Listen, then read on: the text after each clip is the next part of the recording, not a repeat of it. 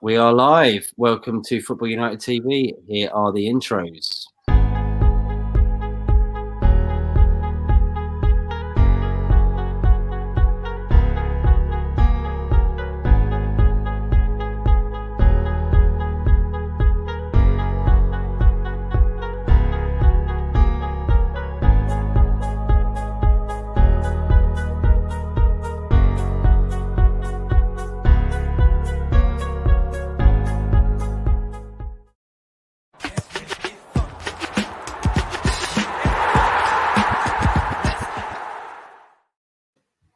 Hello, everybody. Welcome back to Football United TV yet again. Second time live tonight already, and we are here with two late guests from the last vlog, Prime and Stephen. How are you both doing? Yeah, not bad. You? How are you doing, Prime? I'm okay, just unwell. Oh, mate, what's up? You all right? No, I've just been a bit unwell the past few days, but I'm okay. Oh, man, but you've been working hard, Prime. Like, you should have said, mate. We just said, look, keep it calm, man. Keep it calm. So everything's open tonight. So do you want to say anything, Prime? Like, I mean, I know you're feeling a bit grim. Like, you probably don't have too much on the mind right now, but anything rattled you? Man United fans? No, You, I don't. Bruno, maybe. No, I don't get rattled. I wish I could say the same. Actually, no, I have something to say. I've been on Arsenal's case for a month, saying they'll get relegated and whatever for banter. I comment about Man United once, and I trigger your fan base. Arsenal fans are clear. Arsenal fans are better. Wow, it's a big statement.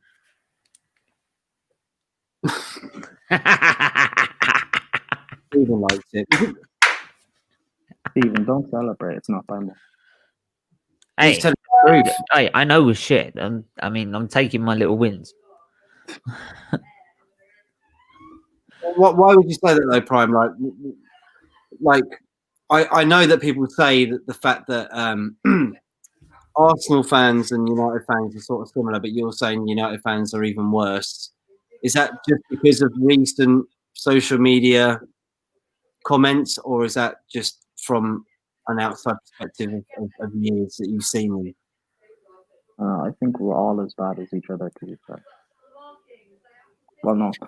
Arsenal fans are the worst, I think, but we're all as bad as each other, to be fair.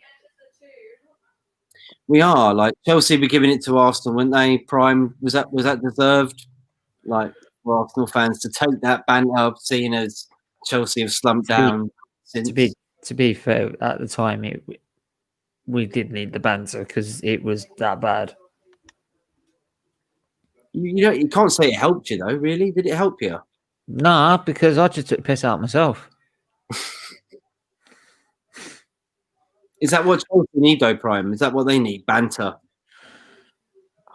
Don't know. Chelsea need.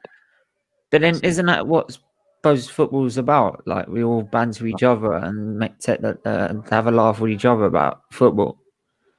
Otherwise, we'd all be miserable. I mean, things are miserable enough as it is. To be honest though, I am disappointed.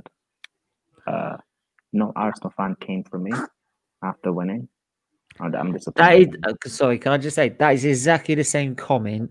Every word is the same as what he said on GNA TV. He has got that on copy and paste. And like I said, I'll pay for your therapist. Yeah, Would you agree with that, Prime? Are you looking forward to Tottenham winning quadruple this season? I don't think Spurs can mathematically win a quadruple this season. Can they? Well, it depends if you want to count Europa League as a quadruple. That's true. Well, it's a quadruple, not the quadruple, but yeah. Yeah, it's not the one. It's like the second hand one. So Premier League, FA Cup, Carabao Cup, and the Europa League quadruple. Actually, well, to be fair, second-hand one. I always thought of Spurs as the second-hand Arsenal, so it makes sense. It's just the Champions League they don't win to make it the actual quadruple. Is that what pushes it away? If it I was, always thought if you were going to go for a quadruple, you're going for Champions League, Premier League, right, FA Cup and Carabao Cup. If you really want to add a fifth on there, Community Shield, but that's a charity game, so I don't even count that. Yeah, that's what I do on FIFA. Yeah, I mean, this guy plays too much FIFA. By the way, this guy also said he was going to win a treble first, and it wasn't going to be the Premier League. It was going to be Carabao Cup, Europa League, and this FA Cup. So he missed the league out completely. So now it's gone from that to quadruple. Then it went back to treble. Now it's quadruple. So I feel for him because I think the lockdown's really playing on his mind. It's confusing him, right? And I think he needs to get out the house a little bit more, like within the rules, obviously. But Stephen, we only entered a second lockdown. second.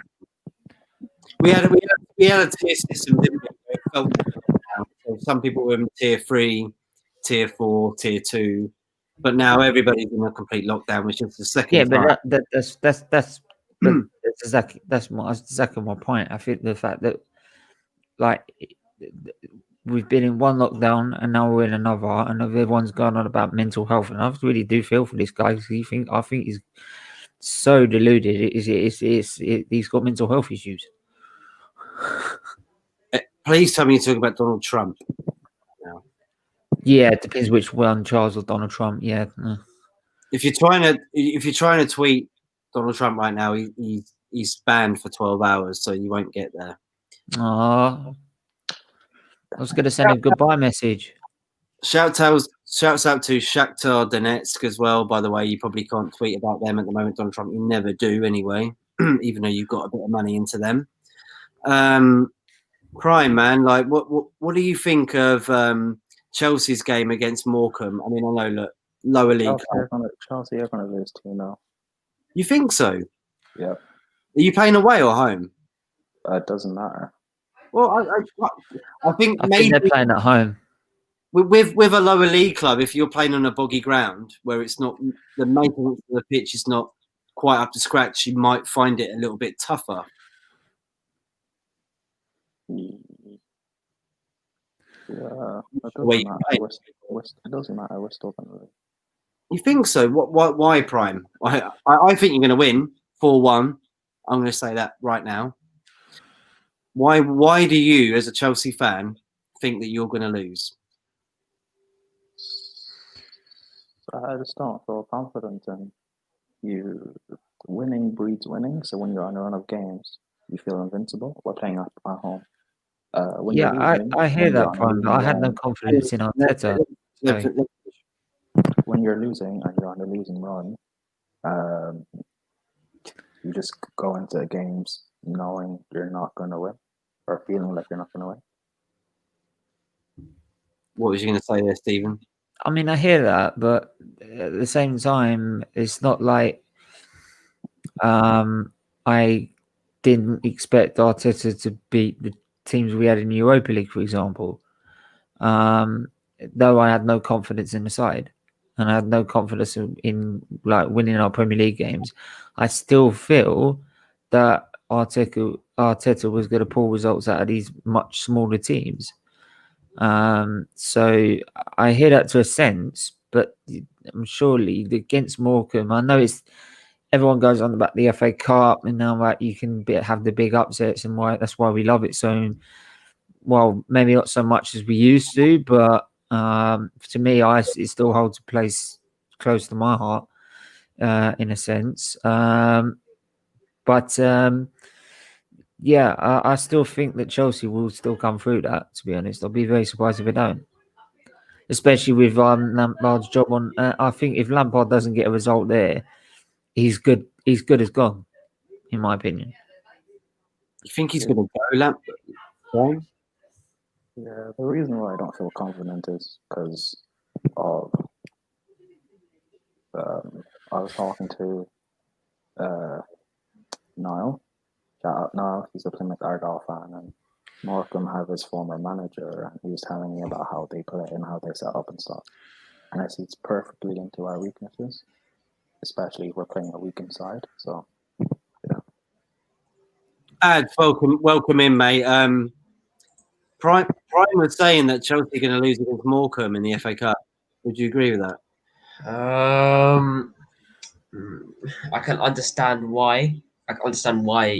Chelsea fans think that could happen, but I think Chelsea will. I think they'll storm it. To be honest with you, I expect them to as well, because you look at the quality level, especially not just the club level, the quality level of the team, and Chelsea set way higher standards, and the players have more ability.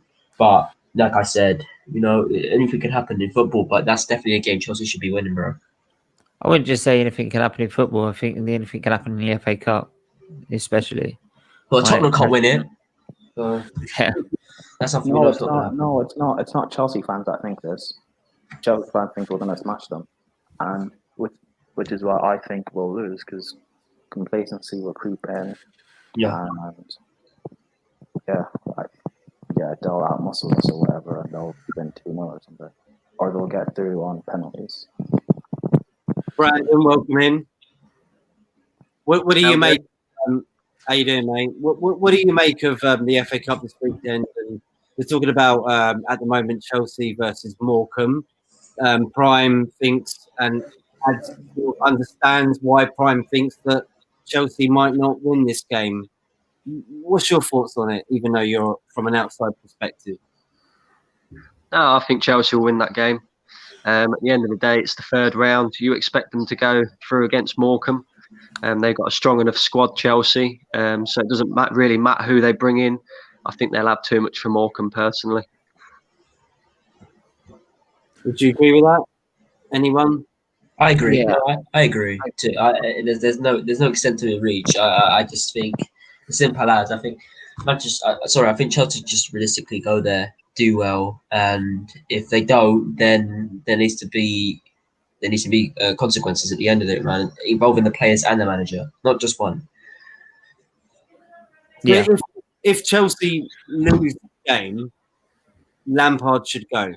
This is the final straw, yeah, the straw that broke the camel's back. It's embarrassing. It's embarrassing because you look at the quality level. Like I said again, He should have the gone. quality. He should have gone after losing to Arsenal. Personally, for me, I hear that. I 100% hear that. And maybe he should have gone then, but for some fans, big up to you, Mike. Thanks for the support, bro. You look at the levels. That yes, they should have beaten Arsenal. They didn't. Arsenal were better on the day, and they deserve to win that game. I don't think anyone can attest against that. Arsenal generally did deserve to win that game. But this game now against a team that's 7th in the league, that doesn't even compare to the Prem, right? If they edge a win, that's not good enough either. They shouldn't be scrapping it out and then getting a close call for a result. It shouldn't be happening. They should just go there, get a tally up to 3 goals. If they can, 2 minimum. It shouldn't be 1-0.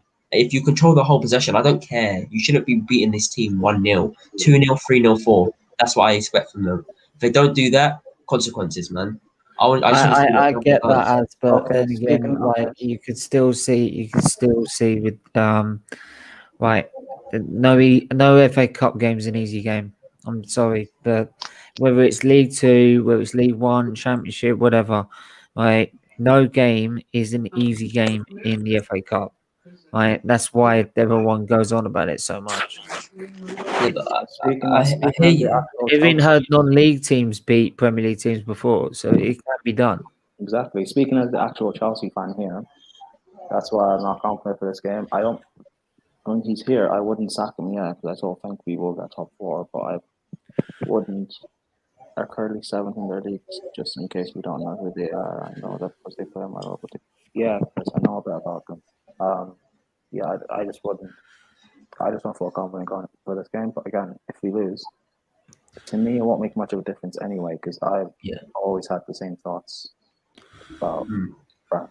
So can I just respond to Stephen quickly? Stephen, I hear your point, bro. I hear your point, but you look at, like I said, the quality levels are so different, bro. And I know FA Cup is it's a big competition, and yes, that's why people talk about it a lot. Anything can happen, but realistically, you look at the teams, you look at the quality, you look at the sheets, you say, yes, Chelsea should be going there and beating this team by quite a bit. If not, they should just be grabbing a win anyway.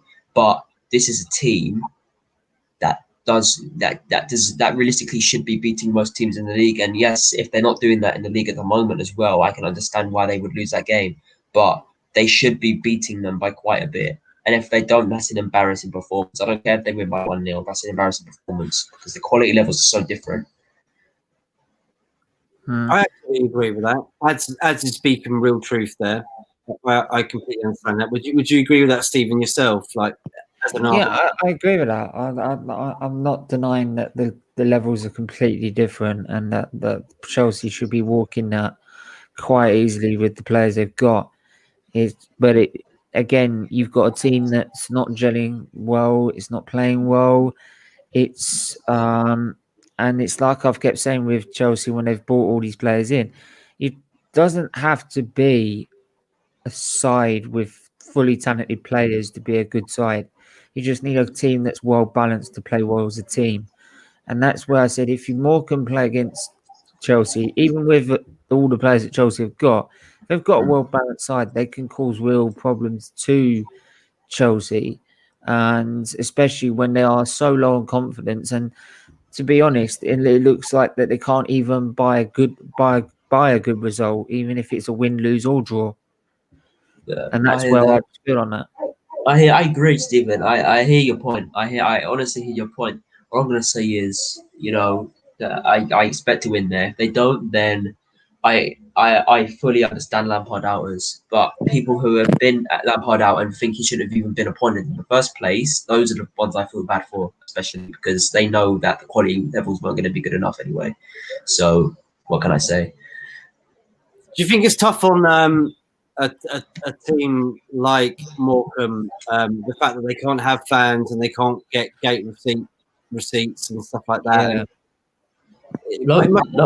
Lower quality teams get powered on by their fans. Personally, I believe that's what it is. Mainly, they get powered on by their fans, especially teams like Sheffield United, who aren't great at the moment. Yeah, their fans were there all last season, and as soon as they weren't, they dropped off. We beat 3-0 with our players. Just it wasn't good enough. It wasn't good enough for them. I look back and now, before they posed a real threat, they really did pose a real threat, and they don't anymore, sadly. And I think a big part of that is because their fans are absent at the moment. Do you agree with that, Brandon? Like, you think fan appeal at the moment could help lower league teams in FA Cups and Carabao Cups this season, and that's why a lot of teams have been dumped out because they haven't had that support. It'll be interesting to see, really, because everybody's going to not really have fans. We're all on lockdown. I can't see there being fans in the stadium anytime soon. So it'd be interesting to see how these teams deal with that. Even the Premier League teams, because like Prime was sort of saying, without the fans there, you could just turn up at Morkum, think that you're gonna just go through, no worries whatsoever, and then all of a sudden they do a number on you. You just don't know what's going to happen. But at the same time, like Ads was saying, the fans do tend to carry these lower league teams and push them on. So I don't know. It'll be interesting to see. I would like to just make a point of the fact that this whole crisis at the minute and the whole lockdown situation and everything is that what it's opened the eyes of to, because it's very easy for us as a Chelsea fan, Man United fan, and Arsenal fans, is that we seem to lose focus on how important the lower league clubs are in the English game, and they are going through a shit time right now. I mean, some of them were struggling with administration before this outbreak even happened. I mean, we even lost Berry before the outbreak happened last season, so it's a real eye opener to everyone within the football pyramid to see that these clubs are vital, and these clubs are not just vital in the sense of keeping the leagues the way they are and keeping the financial side of it intact or whatever, but also to say in a local community sort of way, and the fact that these clubs have got fans that have been fans from day dot, and if they lose their club like Bury did, God knows with this lockdown how it would affect them mentally as well. Right, we all want football to continue, so we have some sort of normality during this lockdown, right? But again, this whole crisis is just showing that it's getting to a point where we have to consider whether we're going to stop it. But yeah, these clubs, the first thing they need is help, right? And as much support as we can give them. Yeah, like Anthony says there, hi lads, how are you? Lower league teams are struggling financially, and COVID-19, I'm pretty sure, means doesn't help. They're looking like they're going to try and get the European Championships moving, aren't they? And the FA Cup's going to be played at Wembley. They want fans to be there. A lot of vaccines have been going out. Do you think they're going to make it in time, or do you think this is completely ridiculous? No. Doesn't matter whether it's made or not in time or not. It's a disgrace.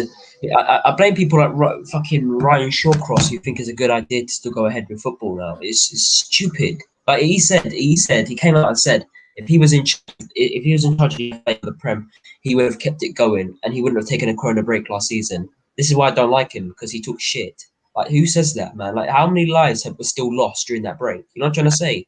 Like, I'm sure there's many deaths that have been unreported and not talked about, but they won't be, because people like Ryan Shawcross, all they think about is their money, and they don't care about the fans. All they care about is their money. And that's it. Can I just make the very good point here as well? Is that these people that come up with this shit, right? They didn't come out and actually full screen this. I'm fuming with it, right? Because where are you? There you are. All right. Yeah, because what's winding me up now is that a load of these people they don't want the vaccine, they don't want this, they don't want that, right? They think it's all a hoax, right? They're protesting outside hospitals because of it, right? Well, I'm sorry, if you think it's all a hoax, go walk down a fucking COVID wall with that PPE and see how you get on, right? Shake everyone's fucking hand and kiss their feet, right? I'm sorry, right? And people like Moore and Shawcross, why don't you do the same as well, right? Why don't you do the same as well, right? I'm surprised. I'm surprised about what. Because then people follow their example. And before you go on there, I spoke to my friend. They've been on the news a lot lately in California. He's a nurse in California, and he has to put bodies in bags every single day. He tells me, he's like, I'm fed up of it. They asked me to the level's over 1,000 in one day. It's crap. Can I say something though? Yeah, I'm surprised. I'm surprised that none of us actually, none of you lot actually know how bad Ryan Shawcross is. He's a very, very arrogant person. He's a very arrogant person. Ryan Shawcross is he's a disgrace to football. He should be put out of the game. This guy the thing is he's a shit footballer as well. That makes it funny as well. He's a shit footballer with no class and nothing. This guy spreads negativity everywhere he goes, and that's just simple as. Oh, Sam Ramsey. Why? And by the way, Charlotte, thank you so much for coming in. I'm glad you got your phone sorted out. Jesus. Oh, don't. I was ready to throw it at the wall. I'm not going to lie. It was taking way too long and I was getting way too fed up. Let me tell you, Apple need to shorten their updates and let me choose if I want to update it. Let me choose if I want to update it. I don't even need this automatic updates. Other mobile services are available. Ads, why Shawcross though, Ads? I've never understood why. Wait, hold on 1 second. One, I know you have a laptop you can do this from. Two, there's a setting on your phone where you can choose not to have it update automatically. Well, I wish people would have told me that before I updated. Secondly, my laptop is actually working. However, I dropped it on the floor and my headphones were still plugged in and the headphones broke and I didn't have a spare pair. So I've had to order a new pair and they don't arrive until after the weekend. So don't come for me, Priam. The bloody laptop's the problem with my clumsiness. A good workman never blames his tools, sorry. And just to clarify, Carry on. I have not drunk since this incident. Ads.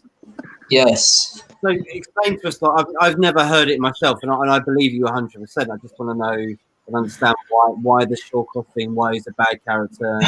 Well, Arsenal fans know why. For one, Arsenal fans know why. I said Aaron Ramsey. Just ask him.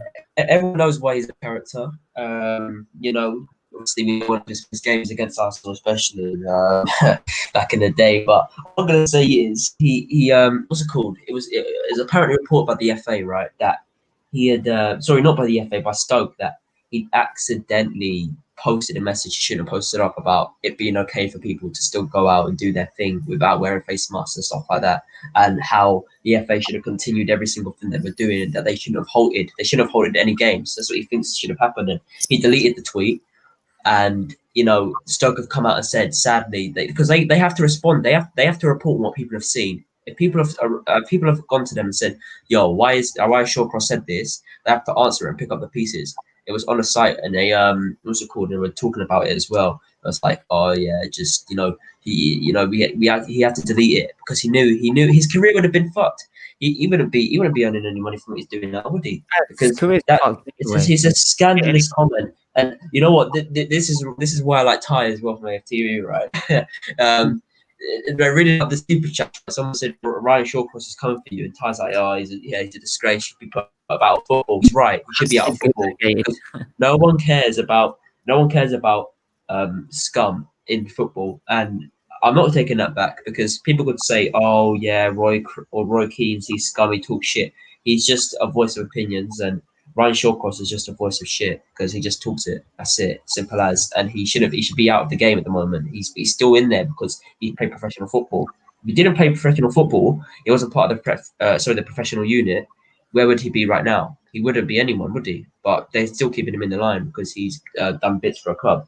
But I've got to go. Well, everyone take care. Brandon, I like what you're doing with your channel, bro. Keep up the work, man. Okay, first of all, but if he wasn't anyone, then this opinion wouldn't be a problem. 1, 2, it is just his opinion, even though it's a bad one. I didn't really react to what he said because I didn't really listen or take it seriously because. Yeah, but then the problem is you get people outside hospitals protesting. I think it's all a hoax. Yeah, I know. But I'm sorry, but I've just been to hospital today, right? They are fucking stretched to the limit. I can see it from even a patient side of view. I've got my specialist having to go to the COVID side and having to come away from me and looking after my care because they have to treat dickheads who decide, oh, it's all bloody okay to just ignore the rules and do what they want. Right, and I'm sick to death with it, right? Because it's not fair on people like myself who have to come into hospital every week and get the treatment they need because now we're having to suffer because more and more patients are having to be admitted, right? Because people just will not follow the rules. We want to shout out. I think 1 minute. Sorry, just want to shout out Red Devil Studio in the house. How are you doing? I'm doing fine. Thank you very much for having me on. Thank you for joining in. Sorry, Charlotte. Please do continue. I think the problem you also have is that people on social media, including footballers, who are showing that they're going away to like Dubai and that, they're not setting a good example. No one on social media right now is setting a good example. You've got people on social media influencing young, influential people saying, like, I'm not having the jab because, like, these are people that have got filler and shit, and you don't know what's in filler. Who knows what you've got injected into your lips or your cheeks or whatever the hell you have? And you're going to say no to a vaccine that could save people. Oh, Matt, I'm sorry. I forgot you had it. Sorry. They'd rather pay to have surgical procedures. Yeah, that's right? what I'm trying to say. Rather than get a simple jab that I literally have to have one every bloody night. It's only one jab in your freaking life, for God's sake. I don't get it. Instead of like, if you have this jab, you won't kill people. But if you don't, you're going to become a murderer, basically, and that's why I'm putting it. Like, can you live with the facts? Oh yeah. Can you live with the fact that you're going to kill someone? Because it's been rushed through so quickly, they're like, oh right, It's been rushed through so quickly, so it can't possibly be. Why is it taken not so much time and not taken 10 years? Maybe because the whole Because there's a world fucking pandemic. fucking I don't fighting know. it, pumping Google money. what a pandemic is. Google And it. do you really think they would? Serious. Do you really think the government would release 2 vaccines without fucking testing it? Well, I want to shout out Indiana who's coming in the house. How you doing? Yes, I'm India. sorry, I'm just getting mad over it. Just, to be honest. Sorry. I'm good, man. I'm good. I mean, I'm the only tired. thing I can say with everyone's getting mad, but just look at what's going on in the States. It's like a White House Down movie, you know. So you always Oh have my to God. when you're like, it's Do you always know what? Do you know Nah, what the problem is? do you know Do what? you The know what the problem is? American I got do. me so mad. You The need to- American thing got me so mad. You need to be able to think for yourselves. That is the problem. The Thank you. Here's the thing. Listen to this, right? There are people that won't isolate or take proper measures until they hear the government say we are in lockdown. Think for yourselves. That is key to it. Like, think about other people before yourself as well. Like, Yes. don't be selfish. got a Be brain selfless in this. We know that the tests are 38% accurate, right? So just because you get a test come back and it comes back negative doesn't mean to say you haven't got it. But that's And you're not that's due you to the also could accuracy be of the test and the asymptomatic. human error in dealing with the test. We know this. But one of my clients is quite high up in that stuff. But anyway, the other thing about it is what when you look at what the government put down, right? Think about what they tell you can and can't do. Think about this. For instance, they close the parks but allow you to go to a beach, right?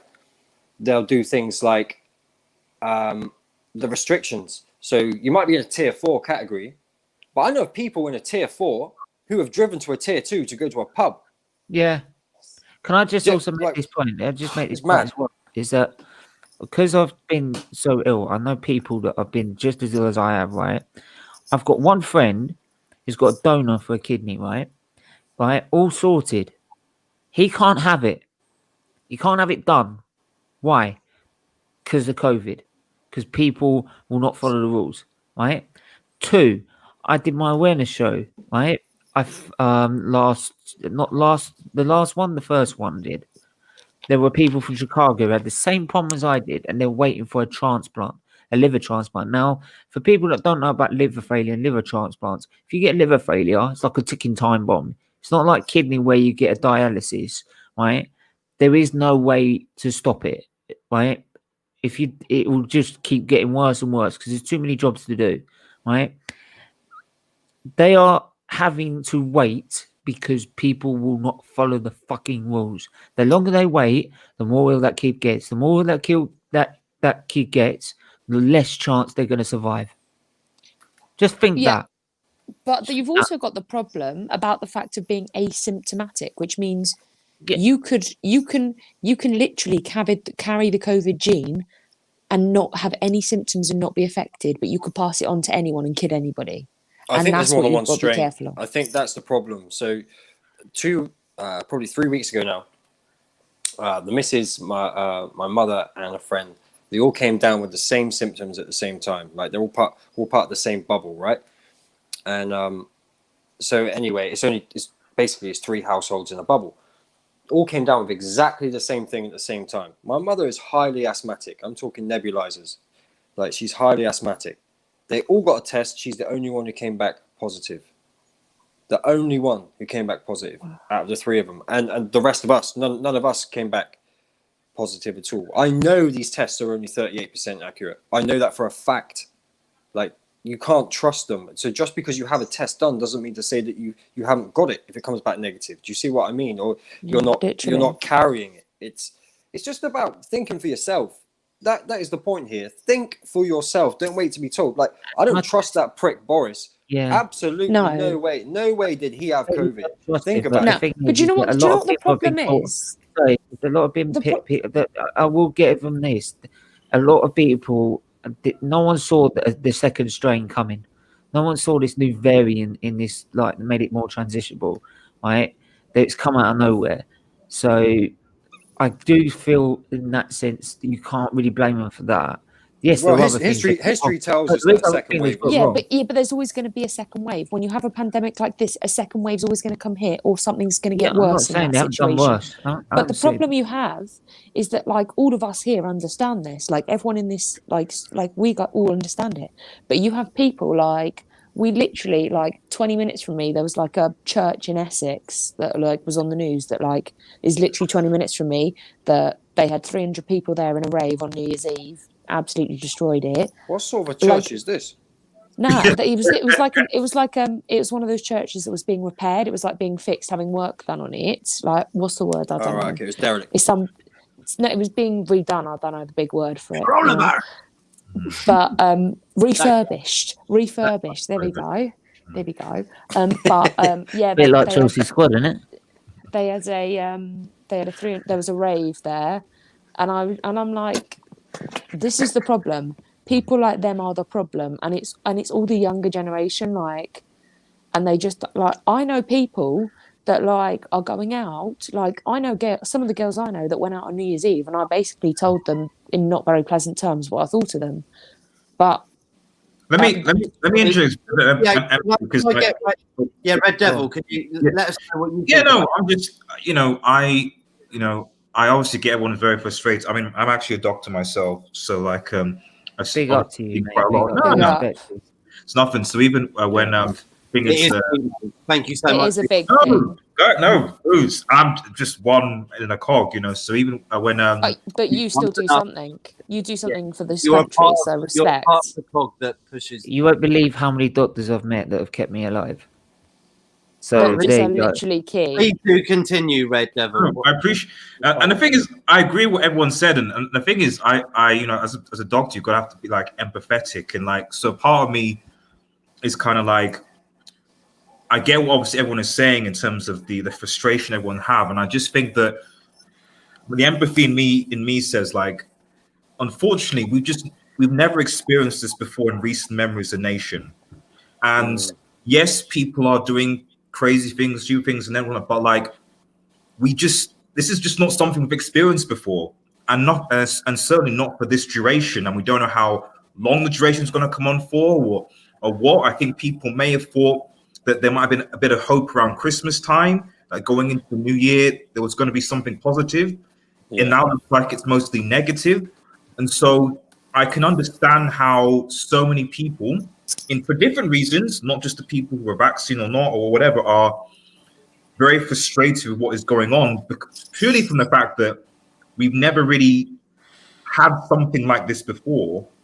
And I think a lot of us are still learning how we're dealing with this whole new world of isolation, of not being able to see people, etc.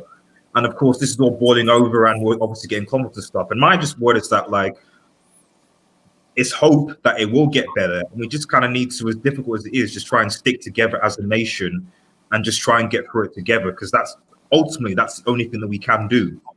So I have a question for you as a doctor. Okay, so do you need to do this in private? Because Hang on. Before you quickly go, that Charles guy, can you help him out as a doctor? Can you help him? If every human being had actually listened to the rules, like, because for the last few months there have been a lot of people that haven't listened and have just done what they wanted. If they had listened, do you think that we wouldn't be in this much of a serious situation? Like, it still would have been bad, but not as bad as it is now. Or I don't know. I'm not sure. I know I know that's a cop-out answer. Like, and I'm certainly not one of the sort of COVID experts in our government. I'm just one of the local guys. But like, the answer that any standard doctor would give would be, it's multifactorial. So yes, an aspect is probably that people were not planned by the rules. Probably earlier decision making. Like, did this whole tier thing, did it really work? Maybe it should have been more of like just a total lockdown thing, rather than putting, because I think someone mentioned people going from a tier 4 place to a tier 2 place. No, maybe that's what I'm. You should be stuck. We should have just county. That's my thing. We should have Stick just to gone your into county. tier That's just for 4. work. We should have gone into tier 4 before Christmas for 2 months. That's what I think. So I'm just saying that, like, I think that there are various factors as to why we are basically where we are. Like, I wouldn't necessarily blame one specific core element. And also just the nature of the virus, because as one said, like, it's mutated now. So obviously I don't think people anticipated that. Maybe they should have, basically, but it has. That's now changed things as well. So it's how long we can, I think the only thing is that how long we can continue to go like this from an economical, mental point of view. I don't know how that's going to work, and that's why I think we need to be quite innovative on how we're going to go about this year, the future, etc., etc. Do you Can I feel like sorry, can I just quickly ask what Sorry, guys. department are you working? I gotta let before we do. I've got to let Brad shout out in it, and thanks to Jem for coming in as well. How you doing, Jem? No need to fear, Jemmy's here, man. No need to fear. Matt, you know how to mute people, innit? You know how to do that. I just forget to, mate. I try to do it in my voice. Brandon, what was you going to say there, mate? You had your hand up for a little while. Yeah, no, I think the government have to take the brunt of the blame because they acted too slowly, in my eyes. They were still letting people in and out of the country up until now. So that ain't going to help the situation either.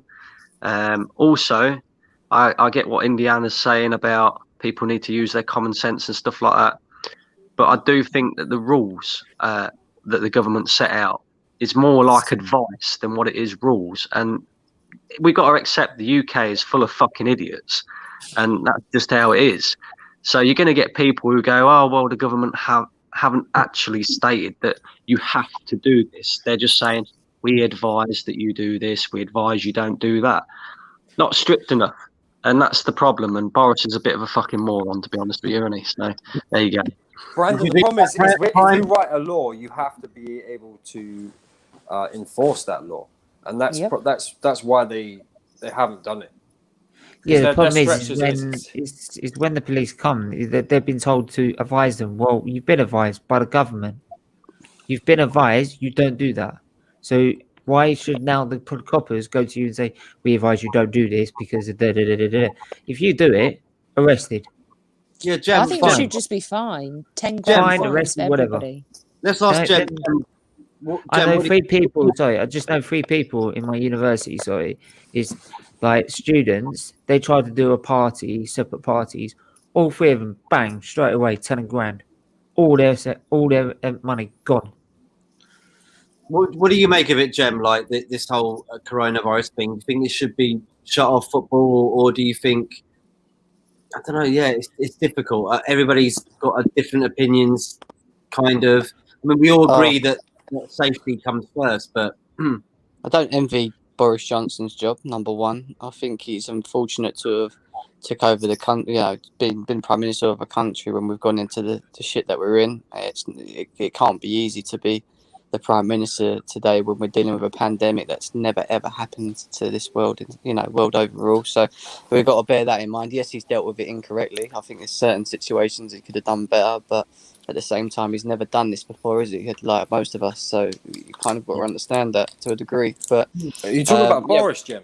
Yeah, well, it just hasn't happened in our lifetime. I disagree. Like, years ago. How can I be putting my family on lockdown, isolating before the prime minister advises us to do that? No, you didn't hear what I said just before that.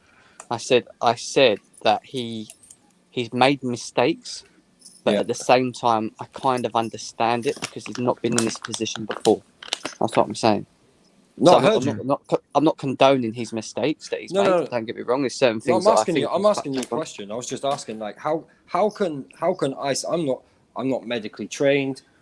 Like nothing. I'm literally. It's like I can see that in Europe this is a problem. It's going to come to the country. How can I take my children out of school and have my family isolate?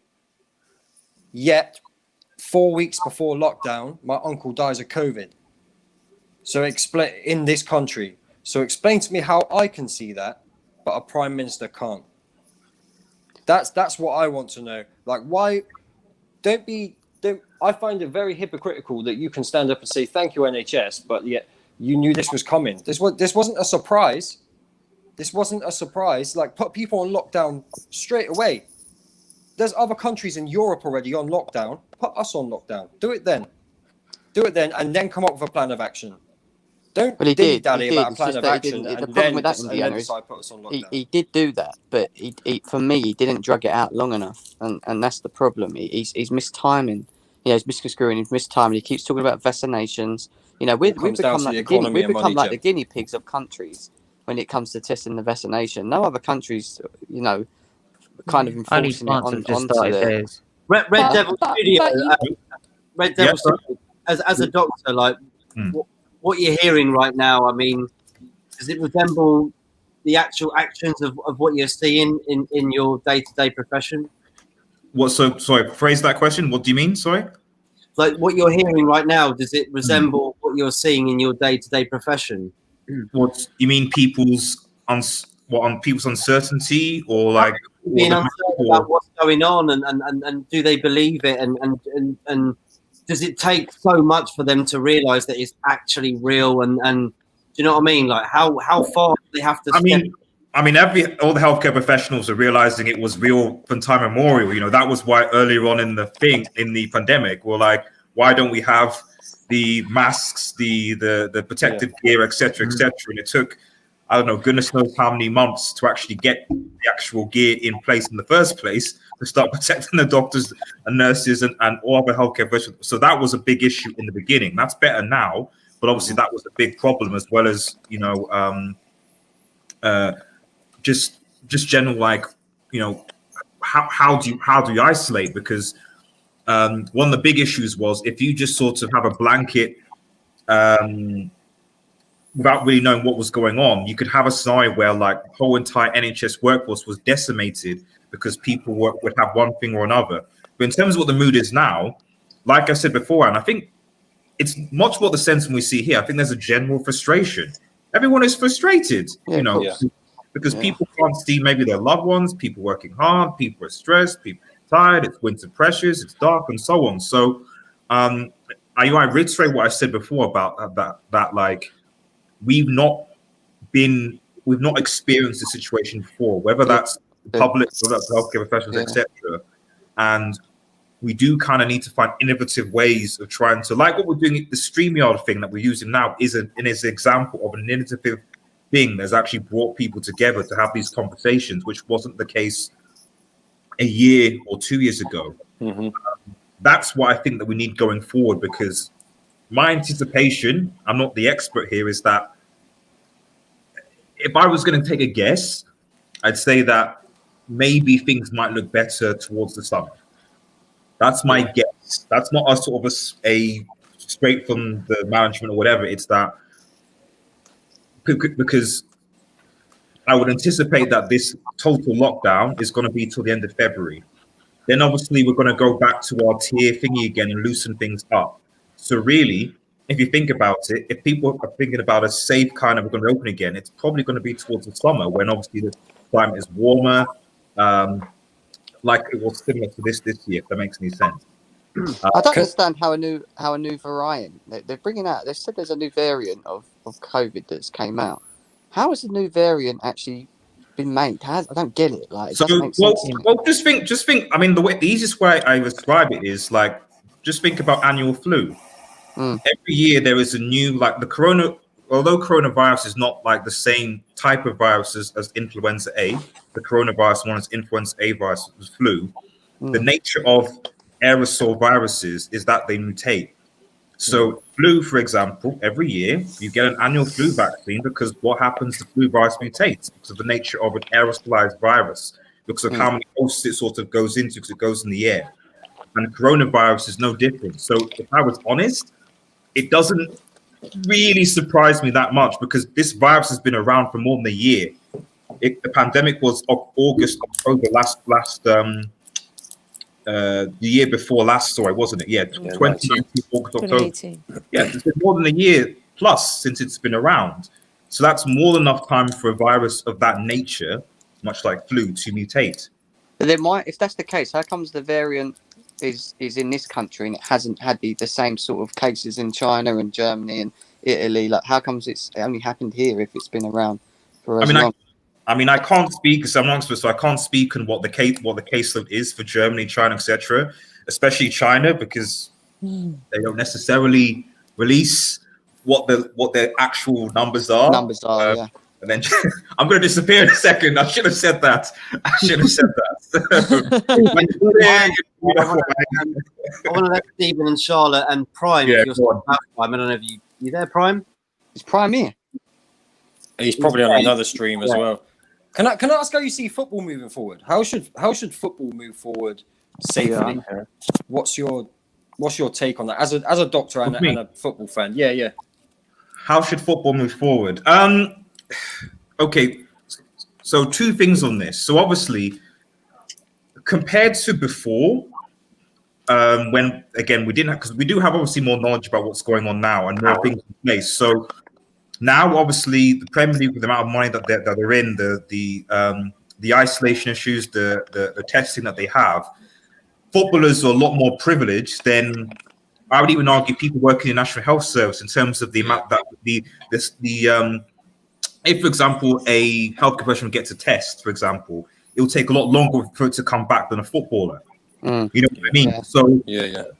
they have a lot of stuff that the average person does not have. So in that sense, you could make an argument, well, given that they've got a lot of money going into this thing, given they've got tight measures, there should be no issue. The issue might be when you hear stories of footballers that are breaching rules, guidelines, going around, moving around, and now it's now affecting big clubs, that's moving around, etc., unintentionally, and then it's spreading to other clubs as well. If that's the case, and that's still happening, and the clubs themselves aren't disciplined enough to keep their players in line, then you might have to consider a suspension. So I think it can carry on if the clubs and the players can be disciplined and framed within the framework. But if they don't, then maybe you might have to consider a suspension at some point. Stephen, you got your hand up there. Please do say what you want to say. Well, Do you want to first, first I was just going to quickly ask what department you worked in the hospital. I'm a radiologist. So I'm the doctor that looks at all. So you know the chest X-rays. Chest X-rays. I basically do reports and basically say this person has COVID, this person has this person doesn't, and so on. Thank you, Brandon, for coming on, mate. Take care, mate. All right. Care. And sorry, just before anybody talks, Niall and Ads are back in. Niall, what do you make of this? What do you make of it, mate? I would ask you a question, but I think you probably heard everybody else's talk at the moment.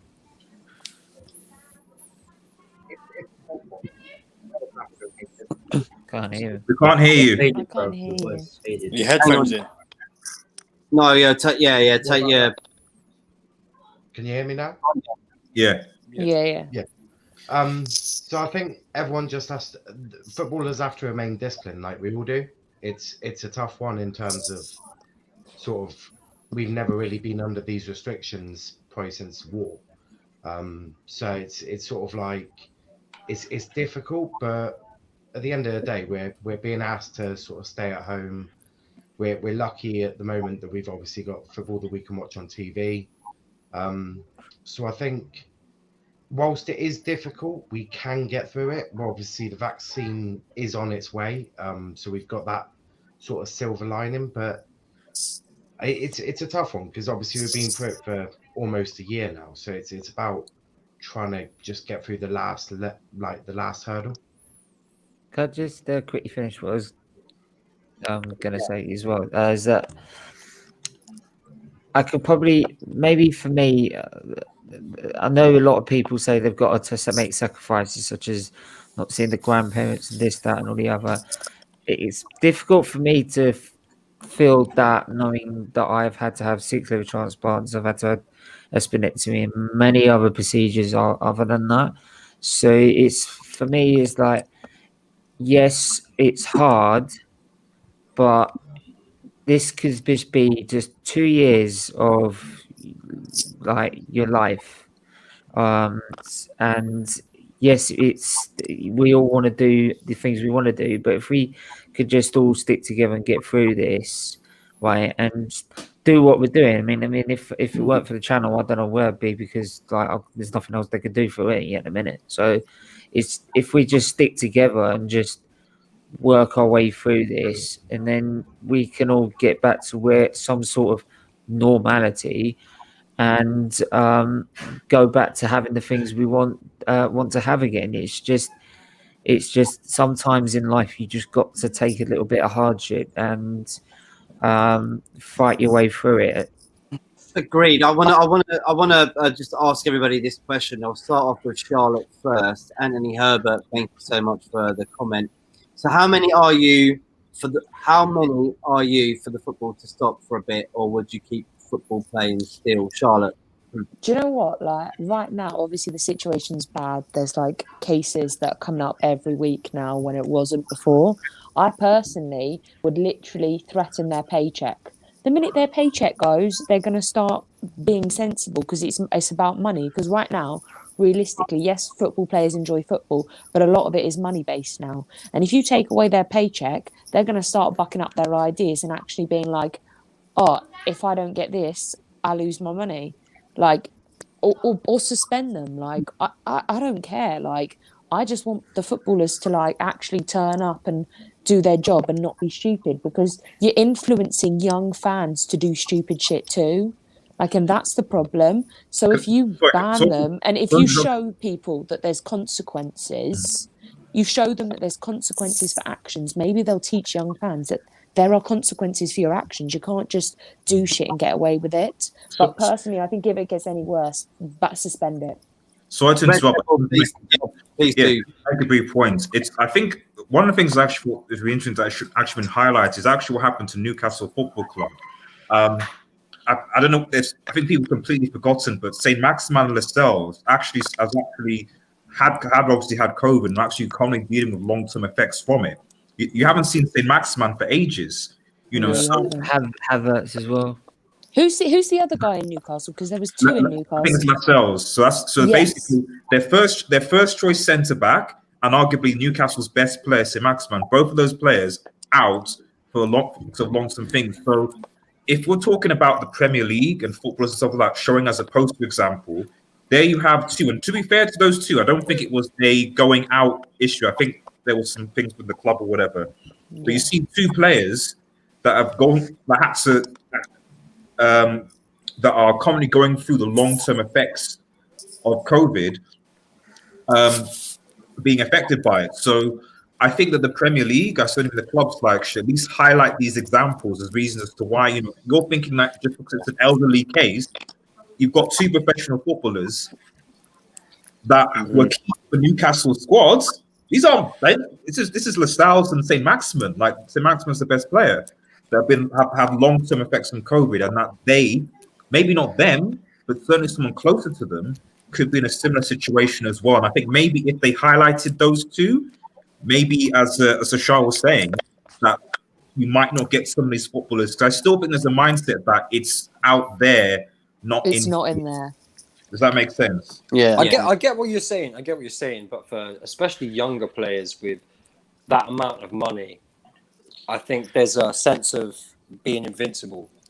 Like that, I think maybe that's why I said highlight those two, because those two exactly. So make it known. I get that. Make it known that they're not invincible. I really but you need to make it known that they're not invincible, and maybe punish them harsher than you would anyone else, just to prove a point. It's more about breaking rules. It's more about breaking the rules for me. If you break the rules, then there should be point deduction. Sort of, point. I was going to say. Yes, this is a good idea. Yeah, point deduction. Put it against the club. The only problem with that, though, is, can you imagine if Paul Pogba broke the rules? And the only problem I find with that is that the rest of the team could quite easily not be blamed at all, right? And not know that this. I mean, what I think was it. I think was it Willian or someone, I don't know, that flew all the way. Willian. It was Willian. It was Willian. Yeah, he flew all the way to Dubai, and even the Celtic one flew all the way to Dubai and back again, and didn't tell the club. So how is it you can blame the club for something they haven't got no Yeah, clue but- about? I think But I if think the you're point showing- is if to you're represent the showing- club. Sorry, everybody. Can And I? target for that player as well. You make a target. Yeah. Can I just go to ads? Ads wanted to put in a point Go on. here. Right. All I want to say is, Stephen, your point is so valid. It's unreal. So, but I can generally understand why people want to see their families. I understand why, and it's not even just connected to people like your cousins and stuff like that. It's your parents' parents, especially. So your grandparents, bro, and you don't know if they could be on their last legs. Like you don't know because it's very common these days for people to be of an age. My nan is 88. She'll be 89 in February. And it's crazy because I don't get to see her every day. I haven't got to see her for about, I don't know, since last year. Like early last year, probably about May. And that's not good enough because I'm used to seeing her every single day. And for me, I'm very hopeful that she'll stay alive and she'll be happy because she's had coronavirus. She went to hospital a few months ago, but she got out, and I'm glad she got out. But there are some people who won't get to see their grandparents, and the reason why that is because this virus is going to separate them from their families, and we don't know if they're going to come to an age where they're going to die. So that's why people are so desperate to see their grandparents. I can understand that point, but Stephen, your point is where I am at the moment. Just relax and just take it in that you can still talk to them. Yeah, but you need to take it one step at a time because the real problem here is the government. I said they're going to reopen schools. They're going to let people do their business. They're going to let people go back to work, and it's going to get worse. I know people who go out. I know people personally who still go out and do their thing. I can't tell them not to do that. A footballer reporting of coronavirus is not going to change a thing, sadly. And that's just the truth because they don't give a damn. They're just too stubborn and they do their own thing. And that's why this generation is so fucked. I think one of the other biggest problems there is, and it's a problem with our society as well. As bad as COVID is, and it is bad, it's horrific what's going on. There's another crisis that I think we're slowly facing as well, and it's mental health. I think mental health is you're seeing the rises in terms of depression, people being depressed, not being allowed out, and it's affecting people mentally in a very bad way. And the fact that you can't go to your grandma's house because your grandma lives on her own, and she's, she ideally you support her because she can't get out of the house, for example, and you can't do that. That individual suffering. You know what I mean? And it's an issue that it's not just COVID. What I'm trying to say is that there is other things that are a problem with this world at the moment. You know what I mean? Especially in our country, anyway. So it's definitely something people should look into more. And I always forever shout it out on my channel. Yeah. I'm always saying to people, if you're alone, if you want to talk to someone, you know where my Twitter is, you know where my channel is. Reach out because it's so That's important, exactly right. especially That's with these exactly- times, man. yeah. Especially with these times. Niall, do you agree with that, mate? Like coming from everybody else's perspective, like are you happy with what you're hearing there? Yeah, I mean, Jem is definitely right about the crisis, but I'd say that we've been in the mental health crisis for years now.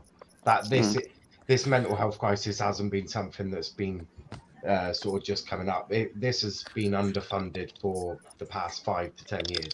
It's been so badly run by the government, it's unreal. And I can definitely understand the people that want to see their families. But the difference is when we get this vaccine, we'll be able to do that. And when these vulnerable people are vaccinated, we can then slowly start to unlock more and more of the country. And we can start to mix again. But it's just this last hurdle. But the thing that I think we need from the government is hope, because I think what we're not getting is confidence from them. So I haven't got the confidence that this government can actually roll out a vaccine in an effective and timely manner. Whereas if I had confidence that this government could actually roll it out in a timely, effective manner, it wouldn't be much of a problem. I'm thinking, oh well, Boris has got it under control. It's all going to be okay. But unfortunately, he's not doing that. Can I just? Can I? It's Sorry. about Can I finding just a plan of say? action to navigate. Can I just say to that? I honestly think, as much as we say we got to treat the vulnerable as well, is that Because I've got to go. I'll see you later. Yeah. right? Take care, Jam. Yeah, later. guys, I've got to go too. See you later. Take it. Yeah, is that the over 80s as such? They're in a care they're in the care system, and most of them are in the care homes in the care system, right? They've got some sort of protection. Like myself, for example, I don't put myself on the list as a vulnerable person because as much as my mum's a carer and she's got diabetes as well and has to go out and do the shopping and look after me, is that I'm mostly at home, so I don't get exposed to it. The ones that get exposed to it, like yourself as a doctor, the nurses, the people go out to work, even the vulnerable that go out to work, they're the ones that should be at the top of their list. So if you do that, then you get this country moving, right? You get the economy going, you get like some sort of protection going that then the rest can then follow on from that. So I really think doing the over 80s first makes no sense. And the people that are at the front, especially the NHS and all the emergency services that are at the forefront of this, right? They need to get it straight away, absolutely straight away. Would you agree with that, Red Devil Studio? I'll sit on the fence there because I don't want to go. I fundamentally, yeah, because I think fundamentally in the day, like, we just basically need them to just mass produce the vaccine, really. So mass produce the vaccine so it can be available to those who desperately need it. That's obviously over 65, and obviously the healthcare professionals, just people that are going to be at risk. We need to obviously have access to it, and hopefully I think it's the Oxford vaccine, I think they're producing here, they'll be able to sort of do that and ship that as soon as they can. That's the hope anyway. Can I? I'm just gonna go. I'm just gonna go quickly. Stephen, we're gonna end it off now. I think we're at the end of this now. Thank you everybody for your input on that. It's a very good talk. We were talking. It was open. We were talking about coronavirus the whole time. You could talk about anything you wanted to, but you chose that. So it was a hot topic. I came here because Latimus was trolling me on Twitter, and I was like, I wanted to give him a piece of my mind, and then I was like, oh, I was talking about. Let's end on a bright note. Give him. Yeah, you know what, Indiana? Please ask the last question of the night. Please end us off on a bright note, please. End on a bright note.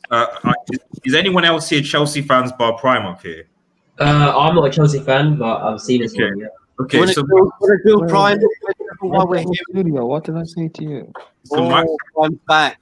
My question is that considering that Manchester United, if they beat Burnley, will be 10 points clear of Chelsea, is there a danger that Chelsea FC do not finish top 4 this season under Frank Lampard? That's just my question. Go on, Prime. I think they've got bigger problems than that.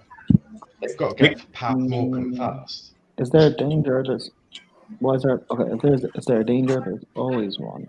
Do I think we will still finish top 4? Yes, because I'm literally finished. Of every other club. So I can't hear Latimus. The mic's a bit slow. Can you hear me now? Yeah, I can hear now, man. Okay. What was your question? Is there a danger? Yeah, the danger. Yes, sure. But will we finish top 4? Yes. As it stands, I still believe we will, because when you factor in everyone else, I don't think you guys will sustain this title challenge. I think you guys will drop away. I look at you say sustain challenge, but that's different than top 4, man. No. I know, but again, I'm looking at every other club. I think Spurs will fall away out of the top 4 because of the Europa League, and they'll go to win that. And just the squad depth-wise, they don't have that to compete on both fronts. You're not concerned that you haven't beaten a single team in the top 10? No, because we're still due another run of. I'm saying it in this moment in time. If the next few games, I will completely change my mind. But in this moment in time, I still think we can get top 4. I'm not saying we necessarily need to sack. Frank Lampard. Fair enough. Hashtag Lampard in. I agree, mate. Hey, for Red Devil Studio, why did you ask that? Is it because you were triggered? Is it because you were triggered? Everybody's fine, mate. He's fine. I don't know. Red Devil Studio. What is it you wanted to come out? What is it you wanted to say? What were you angry Yo, about? RDS. Answer the question. Yeah, I mean. What's the question? What's the question? Oh? What was the question? I'm saying what made you angry with him? What did he say on Twitter? Oh no, I'm not angry. I'm not angry with him. I just saw some Twitter posts after the United City game. So I was like, let's just see what this guy's about. And I thought I'd ask a few questions. But if you see my tweets about Chelsea, I've always felt the same way. So I haven't been reactionary. No, it's not reaction. It's just weird that a team that might be 10 points adrift for Manchester would just speak up a bit. That was what confused me. Like, they're not in the competition, so why? Yeah, it wasn't a Chelsea competition. are always reaching to be Man United. That's the thing. Okay, fine. After that, I see. if you say that, Red Devil Studio. I just made one post because I thought it'd be a little bit funny. I didn't think every United fan would get triggered by it, but I'm just curious. I apologize if it made you angry or whatever. I think I agree with him. He was just curious about what Curiosity is not the same as anger. Hence why I asked you the question about top four and whether that was going to work or not.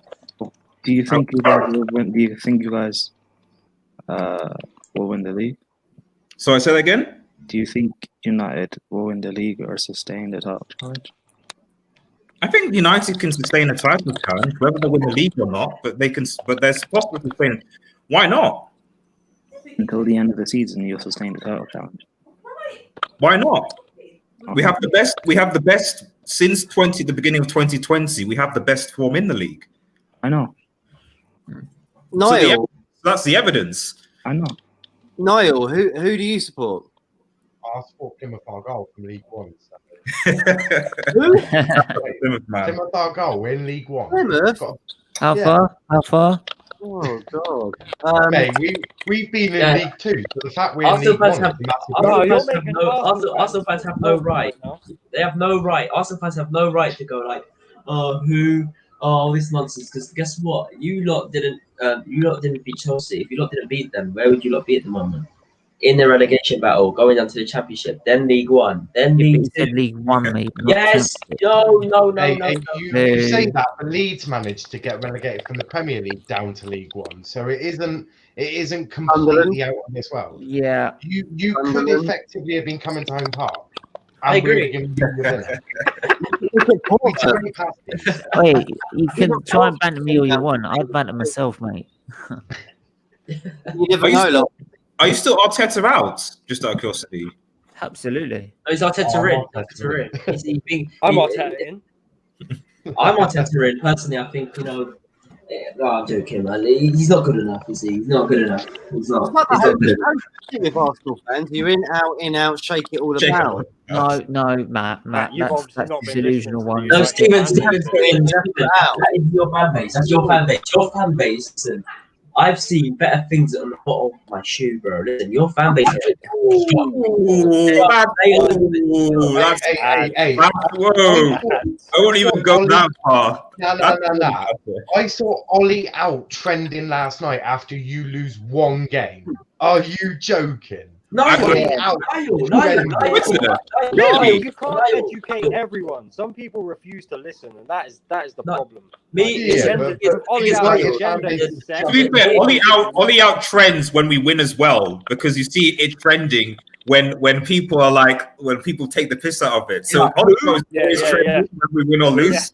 Well, obviously, me and Indiana, we're manager in, which because if you put out, your Blazers in. They're just gonna reign the control of every single manager that comes in, and they're gonna prove to the fans they're gonna do that. If a new manager keeps coming in, they're just gonna keep taking control, and that's my problem with it.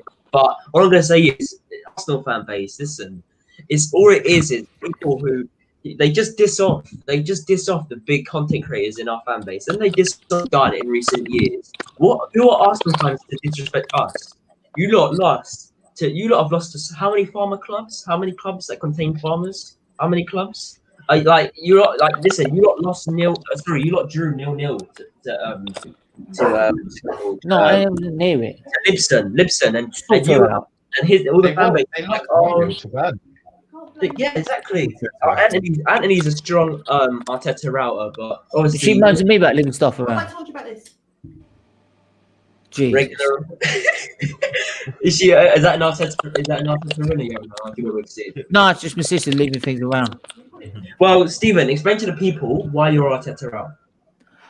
I'll test her out, right? Because he's got no experience in the situation he's in. It's Right. bedtime. That's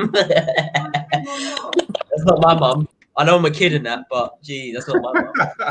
Whatever. Myself to go to sleep, bro. He won a trophy though, didn't he? Won an FA Cup. That's more than Yeah, Frank but- Lampard will ever do. Yeah, I'm sorry. Yeah. No. Hold the phone. Hold the phone.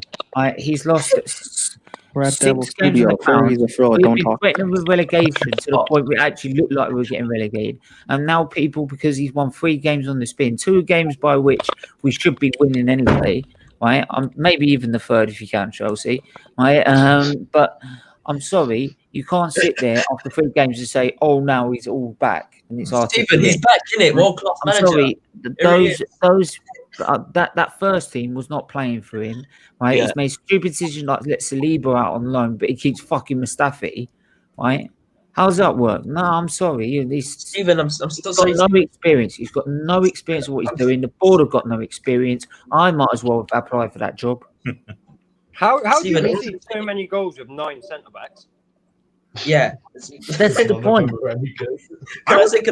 I was actually surprised you didn't go for. I'm not saying Vieira was the best coach, but Vieira had more experience than Arteta. So Yeah. like, if we're talking about experience, like he still managed teams, and so why did you take someone who didn't have experience and you had at least an ex-Arsenal legend? Yes, I'm not saying he was the best, but he had experience. I said at the start, I wanted Benitez. Yeah, Benitez would be. Yes, Stephen, can I be honest with you now, mate? Listen, I talk to you every day in that, but listen, and you're my guy, but I'm sorry, no one can fix the state your team are in. There are like fucking 5 or 6 players. I've been telling that. Stephen, no, 1 second. There are from what I can think of, there are 8 players in prime positions that play regularly in games in positions that win you games. When you have your wing backs, when you have the right wing back especially, and a shit player in that department as well, you're not going to win games. Your midfield is shit, and your attack, relying on children, like you said, Stephen, is not going to work. Stop preaching to the already converted, mate. But mate, what you're saying all those things, but they're only 3 points behind Chelsea, who spent £200 million this summer on apparently a squad that was going to challenge for the Champions League and Premier League. So you're right, everything that you said, but in the league they're 10 points from Liverpool. So they weren't challenging. They won them. I love They it. won. I'm not Arteta in.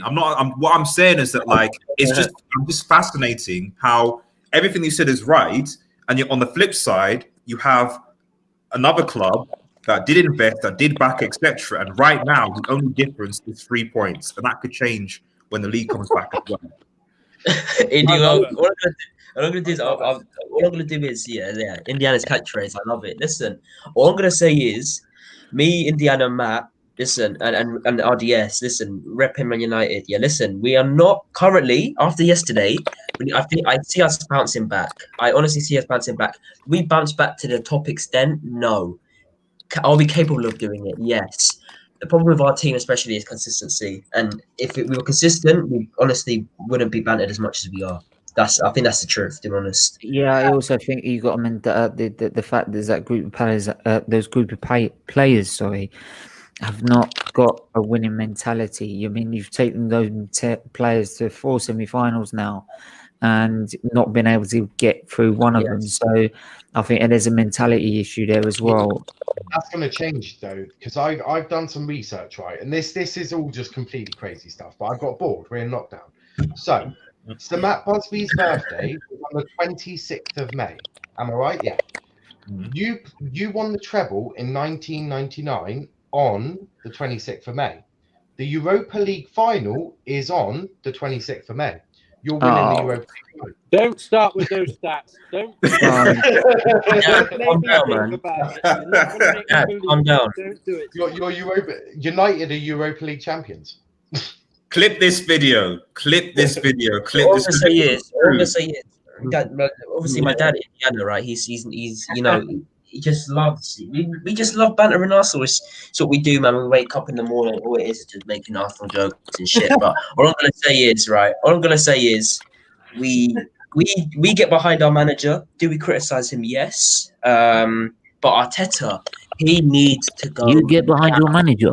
I do get behind my manager. But He's not actually. He's trolling you there. I don't love Ollie. I'm not Ollie in. I'm not Ollie in. Like Indiana knows. Dad, tell them I'm not Ollie in. He's not Ollie in. I know. I'm not he's Ollie. Yeah, I'm on the difference. He's going to win the treble this year. Yeah, He's but gonna win the my league, the thing FA Cup, is, and as the long Europa as League. there's progress with any manager at any club, as long as there's still progress, how can you sack them? Especially when you've been through a decade of some of the top managers at your club can't fix the problems. Like the last thing I want to see is a top manager who demands perfection from a board that don't want to give it to you and butt heads with them, and we end up in a worse position. Let Ollie build a foundation, and then we can move on from there. That's where I am. Can I say about the Southampton manager? The fact that they lost 9-0. Yeah, sorry. Everyone, get rid of him. Yeah. He's got to go. He's sacked. Get rid of him. He's done. He's dead. Yeah. I'll take him. He beats up. It was Liverpool. No, it wasn't Liverpool. Who did he beat? Liverpool. No, it was Leicester. Leicester 9-0 to Leicester City. He lost 9-0 to Leicester and he beat Liverpool 1-0 just last week. 1-0 against Liverpool. Oh yeah, the 1-0 win was against Liverpool. Yeah. amazing. Ralph's a good manager, man. He's a good manager. He's a great manager. I'd take him. That shows that progress doesn't always. Yeah, you need to slap him out. You need to get slapped up to make progress sometimes, and that happened for him. But Stephen, you take any manager. Like I could be a better manager at Arsenal. I'd take myself. I'll do it I for free. listen. I could improve Arsenal, or would I go there to make progress? No, I'd go there to get you relegated, like you deserve to. Do you reckon Phil Jones would sort out your defence at Arsenal? Ads, look, just Only if he was throwing just headbutts ads. at Do us a favour. Just make sure Ollie's Will's always a subscription at Quit Fit. What does that supposed to mean? No, Niall, to answer your question, would Phil Jones improve Arsenal's defence? I think, honestly, probably not, but Probably very much. Is he capable of doing it? Is he capable of doing it? Yes, because I think he's better than Mustafi personally. Could Jesse Lingard? Jesse Lingard he's shit. Jesse Lingard on the Arsenal side, yes. The only thing Jesse Lingard will be great in is Strictly Come Dancing. but Strictly Come Dancing. Absolutely come dancing at the Emirates, yes. The Emirates. He's a player there in Jesse Lingard, and I think a club like Arsenal would probably suit him now. I agree. You know who you lot could do well with in each department, right? Like Arsenal. You know what I do though, Stephen. Well, Arsenal or Newcastle, like that sort of level. Yeah, I agree that there are certain I'm gonna pick out a random player from each department that will fix your team, right? In all your departments. Not completely, because in every single department, so your midfield with defense and attack, there are at least two. You're an Arsenal fan, you know a lot about us. Stephen, 1 second.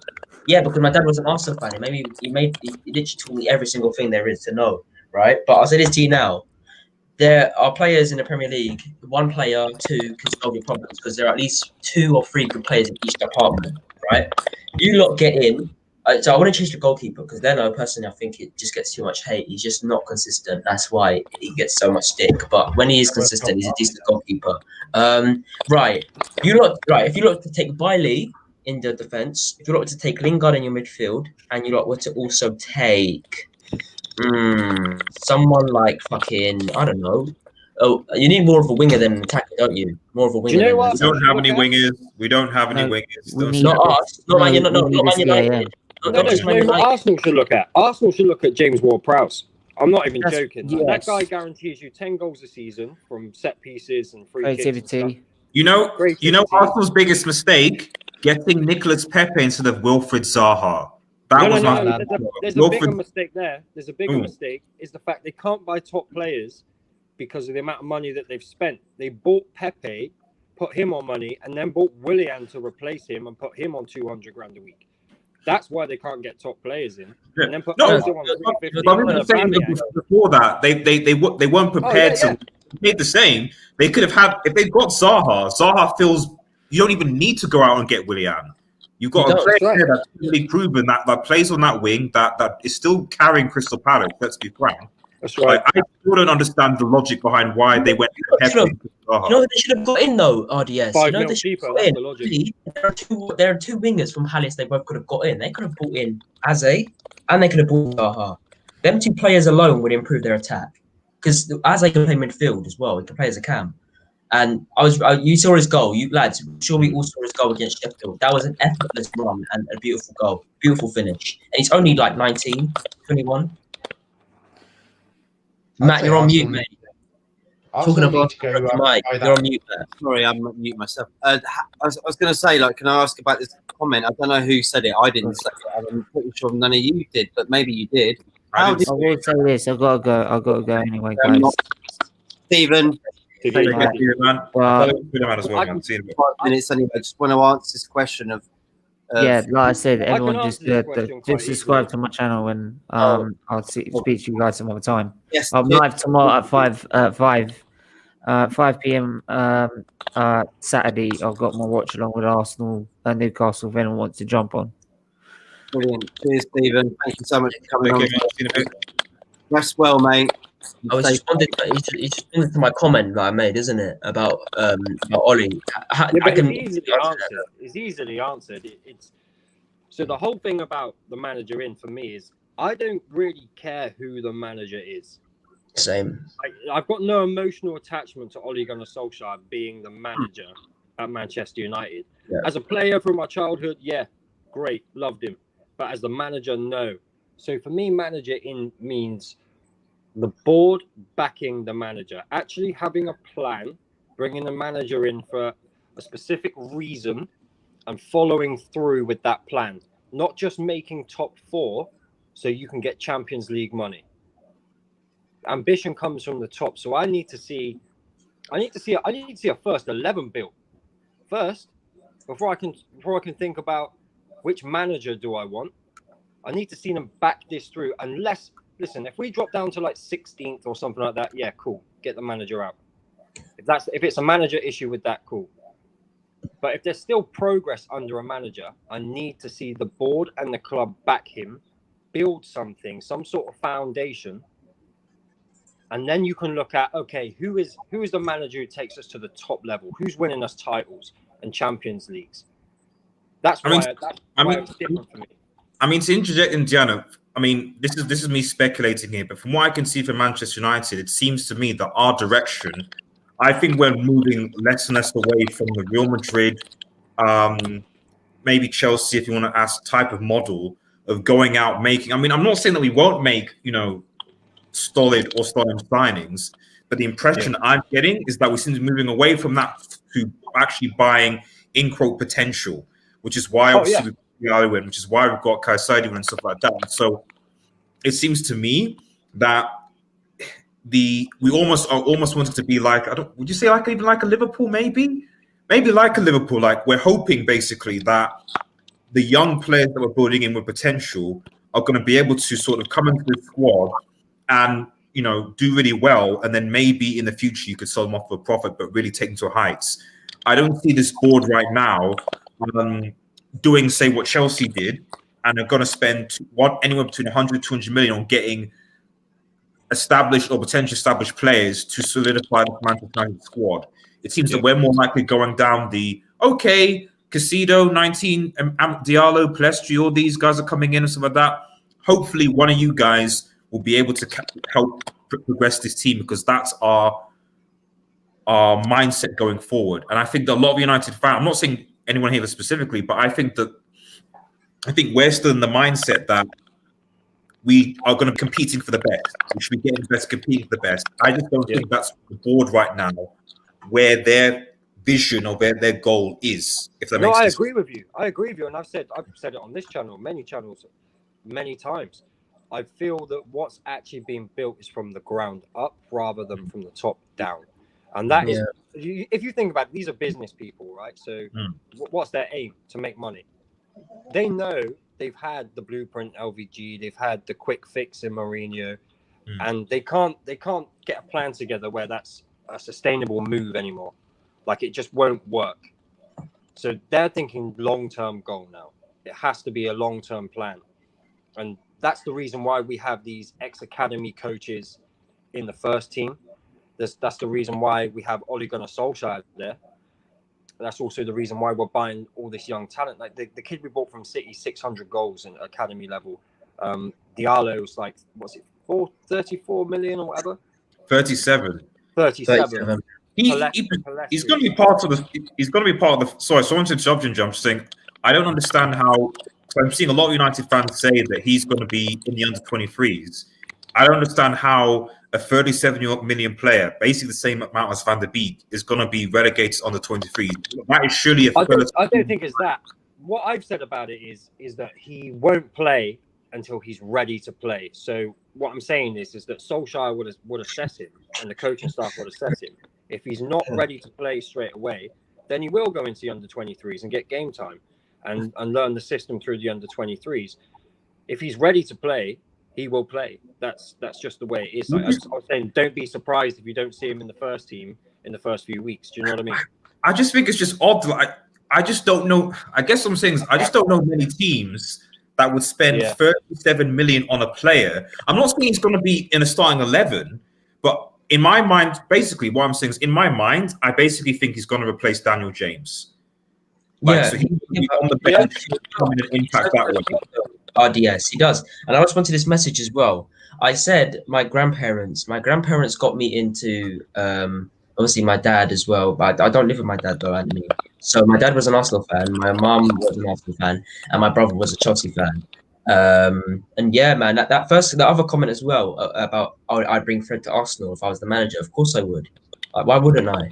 But I'd also bring in other top quality midfielders who are better than him, and I'd put Fred on the bench because we need that energy when coming off the bench. That's why I put him on there. But RDS, I 110% agree with you. But for me, this is why people saying, oh yeah, Cavani's our number 9 and all this nonsense. This is why I don't like it, because I want a long-term plan. I don't want short-plan solutions. I'm sick of it. You have got a long-term plan. So from an outsider that's sort of looking in at United, I'm seeing two things. I'm seeing Ollie going out, purchasing the right quality talent for the first team over the last window. Cavani was a great get. I think Donny van der Beek will come very good. Then you've got the opposite of he's signing the players like Palestri, Diallo, who are in my opinion, I think Diallo will go straight into the under-23s for 2 weeks to build up that English game knowledge, because it is such a difficult league and such a difficult country to play football. Look at Kai Havertz and Werner at Chelsea. They're absolutely So I think what he'll do is he'll play under-23s. Shout out to this man. Shout out to the flops in the German Jane Long. You know, shout out to the German Deli Ali, man. You know, so the thing is, United's biggest problem isn't the manager. The biggest problem is there will never be consistency in any club. Comment is that? Sorry, carry on. Not you. I think the issue is unless you get a director of football, nothing changes, because you can literally went from Mourinho to Ole, and then you had Van Gaal, Mourinho, Ole. And each manager's had a different philosophy, wanted different players, and it's cost you a bloody fortune. Yeah. So I think if you get a director of football, then you can look at the manager that fits the system that you're trying to build as a club, whether that is progressing youth players or buying good buys, stuff like that. Then the club will start going in the right direction. But I can definitely see what Ollie's doing, and it is with a long-term effect, because I think United's front three long-term is most likely going to be Rashford on the left, Diallo on the right, with Mason Greenwood through the middle. I think Mason Greenwood on the wing is wasted. I mean, it's atrocious. It's unfair, isn't it? It's unfair. He's naturally a striker. I think He's a more Cavani's natural also striker than Cavani's been brought in to help Greenwood learn the sort of role from an experienced, extremely good player. I think that's why Cavani's also been brought in, is to give Mason Greenwood that little bit of coaching, that little bit of mentoring. Yeah, Niall, I'm fine with that. Can I say something quick, Matt? You're not Can I happy say with something that? quick? Indiana? Yeah, go on. Sorry. You're not happy with that comment? No, I didn't know whether he was being serious or not. That's I think why he's serious. Nice to hear. Can I just say something? Can I just say something quick? Can I respond to Niall? Yeah. Niall, you are I agree 110% what you said. I am happy that Cavani came in. Personally, for me, if that's what Ollie's brought him in to do, that just proves where he's at as a manager currently and his progress he's making. The point I was trying to make before, it's a long-term thing it's a long-term plan that he has actually set out. I can see that. But our fan base, we are now saying, "Oh, Cavani is our striker," but then they're going to be upset when he leaves. That's my problem. That's the only problem I have. Is he wanted Haaland though, didn't he? RDS, I'm sure. I understand why we didn't do that deal. I get that. You don't want like a 50 mil release clause, but yeah, I get it. I get it. I was just trying to say that, like, when we're talking about long-term things and stuff like that, like, obviously there's his wants, and then there's obviously like what obviously ends up getting, if that makes any sense. That's just my point. Like, I'm happy with Diallo. Obviously, if I'm gonna be honest, as much as I like Tony, he's not. I honestly think Martial will be gone in a few seasons. If I'll be honest with you, if he's gonna be this inconsistent, it doesn't matter whether or not he's consistent or not. Greenwood is gonna take that number 9 spot one day, and he'll rightfully deserve it as well. I mean, Martial just looks so uninterested. It's actually it's unfair. I've watched some players, and I've seen United. My mum was a United fan, and I've watched quite a bit of them. And never in my life have I seen someone walk around a pitch as grumpy and as uninterested as him. I'm sorry, but I think he is a complete waste of time. I mean, last season it was great. It was all going well for him. This season, absolutely horrific. Do you know the only thing that to pick up what you're saying? Sorry to interrupt. The only thing that worried me about him, right, is for me, like the top players, they want to compete with better players. And when Cavani came in, it was almost as if he came across like he'd lost his position rather than the attitude of I'm going to fight for my position. Watch me now. That's how it came across to me. I have no issue with Martial as an option. Trevor, are you crying or are you No, stop. I was just about to say. Sorry. No, but the thing is with Martial is I don't really know what he is in terms of a player. He doesn't. So he obviously isn't. He's an inside forward. That's what I would say. That's more of his position. But at the same time, he's obviously not happy there. He wants to play through the middle. That's been his argument the whole time. So where do you play him? He's not a natural striker. Is on he? the bench. He's not on the bench. Striker. I'm sorry. I've seen enough of him this season, and this is why I was watching the United match yesterday, and I was like, you know what, Ollie, do one, because I was like, why are we continuing or why is he continuing to play Martial through the middle, instead of trying Greenwood? It's a cup game where you're not really expected to win it, Man City. Why not try Greenwood through the middle and bench Martial and literally tell him, if you want to play for this club again, please start running.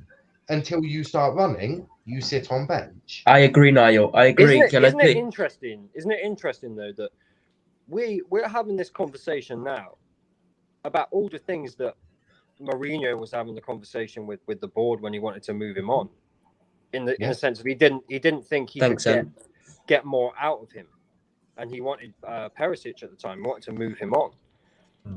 It's they're obviously. I mean, it's not just for United. You had a bit of a blip for France as well, and I'm okay with strikers especially being out of form.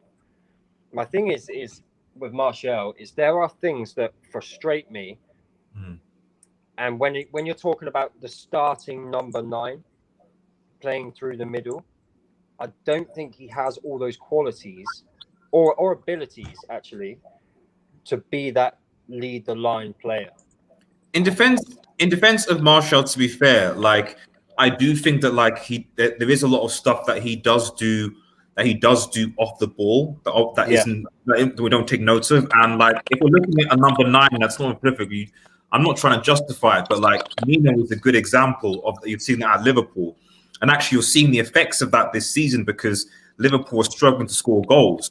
So it was fine for previous seasons ago when he could be the false 9 and he could bring Salah and Mane to come in, drop into midfield. But now when they're expecting him, dude, you need to G up and score goals. Aside from he got the goal from the corner against Spurs, but in general, he's not really been able to do so, and they're missing Yotta's result. So I do think that in that respect, because when Martial hasn't played, I have noticed that we compared to when we play Rashford and Green up front, they're not really great at holding up the ball particularly well. I agree. His hold-up plays improved massively.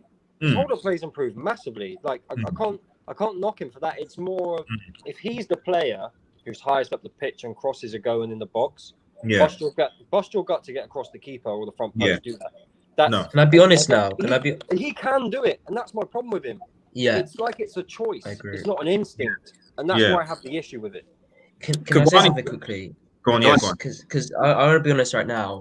Whether or not it's overall or on form, to be nice, I'd say on form, he is our most inconsistent player.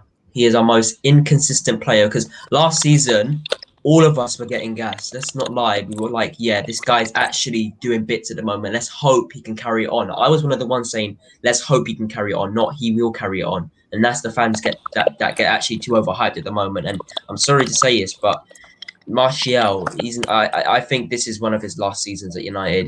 Greenwood's just destined for that number 9 role. Everyone was like, no, right wing. He's destined for the number 9 role. I would disagree that he's most inconsistent player. To be honest, for me, right now, that honor currently goes to Aaron Wan-Bissaka because I don't think he has been, and especially when you look at a lot of the goals that we've conceded on the back post down the right-hand side, as someone who was great from a defensive recovery tackle point of view, but is showing. I don't want to completely tear the guy down because he's still new and he's still young, but his weaknesses, from what I can see, are becoming more apparent. I agree. With his lack of positional sense, certainly with balls coming into the box, but also not really being able to do that much going forward as well. PSG was great, but I can only really count on my hand the number of games where I could say Wan-Bissaka had a really good game. I think he's generally been poor around, in my opinion. I'd probably say he's probably a contender for that. I'd agree. We were on Usman's channel earlier, and we were saying about how and it sounds horrible to say it, and I don't mean it as in a person, his intelligence, but his football brain just isn't up to scratch right now. It just isn't. He makes very poor decisions in terms of carrying the ball out or tracking the man or where he should be positioned overall. Like in the last ditch tackle, I think he's the best in the world in a last ditch tackle. I'm not going to lie, he's outstanding at it. I agree. Again, he can. There are things that he can do. He has got the ability to do them. Like crosses in the box, he can do them. But he's no Tellez, for example, in terms of talking about crosses in the box. Tellez is like the standard when it comes to ball delivery and stuff like that. That's the problem, though, lads. That's the problem because we have wing backs. Sorry, we have 4 wing backs who their strong points are going forward.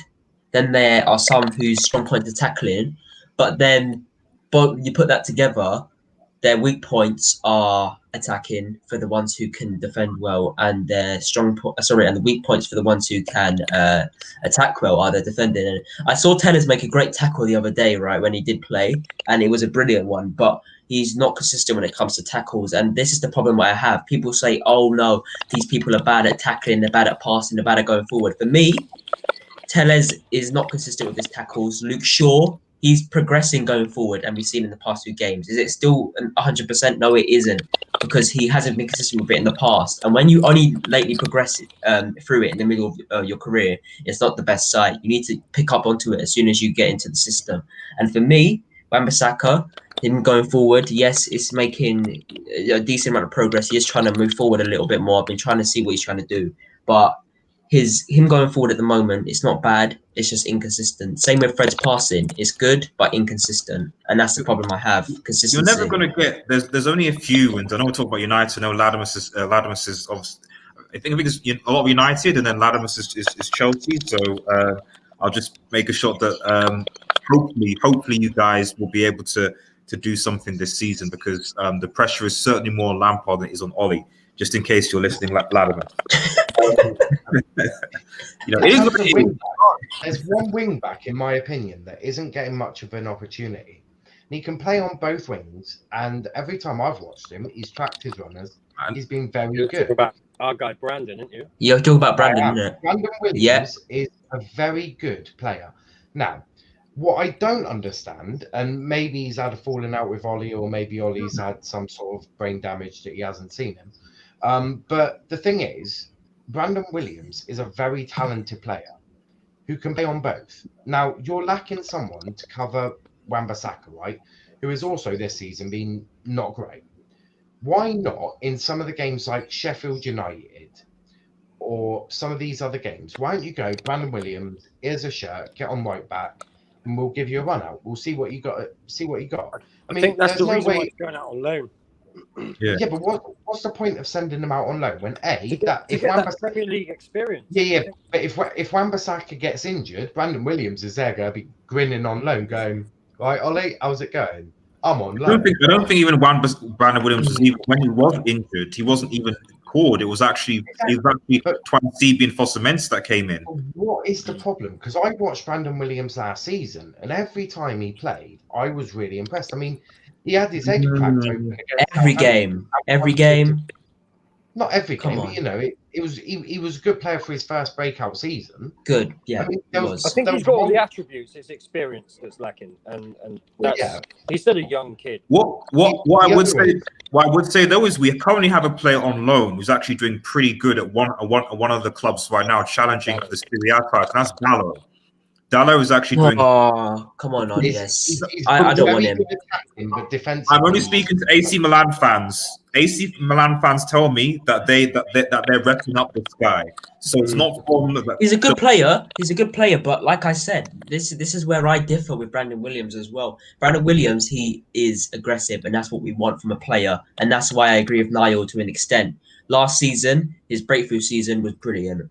Yes, in some games he didn't play well. He did get found out a little bit against certain teams, but that will happen at his stage. Look how young he is, and if he's managing to actually take on fast-paced players with at least a little bit of strength, people like Caltech especially, right, who threw into the stands, yeah, that is brilliant, and that's what we ask from our players. But for me, that's another future star there, Callum Hudson-Odoi, and I'd love to see them two play more together in England team. They'll make it one day, both of them, and I'd love to see them both play together. Two good players there, man, but they're just being wasted at the moment.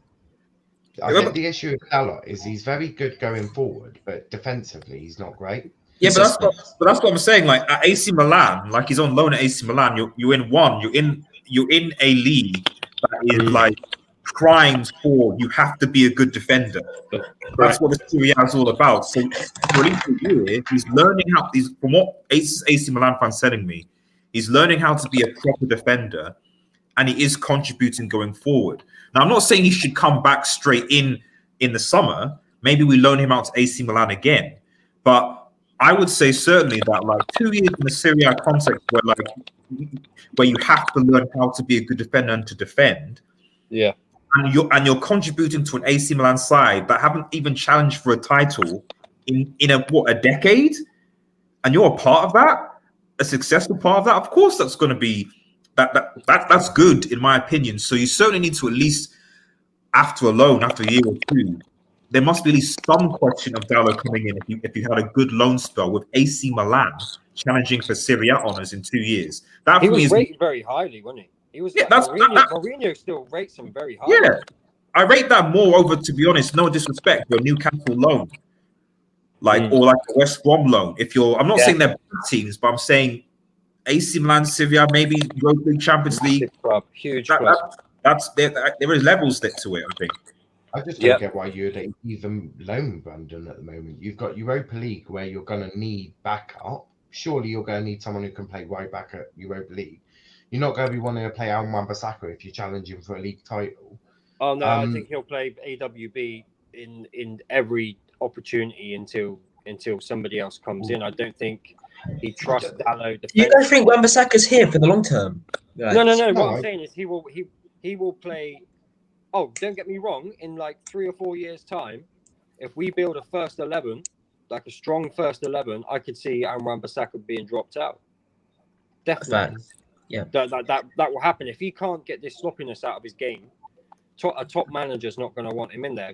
He was brought in to shore it up, to stop us leaking goals in terms of last-ditch tackles, winning the ball back. Like, he had a great season the season before at Crystal Palace.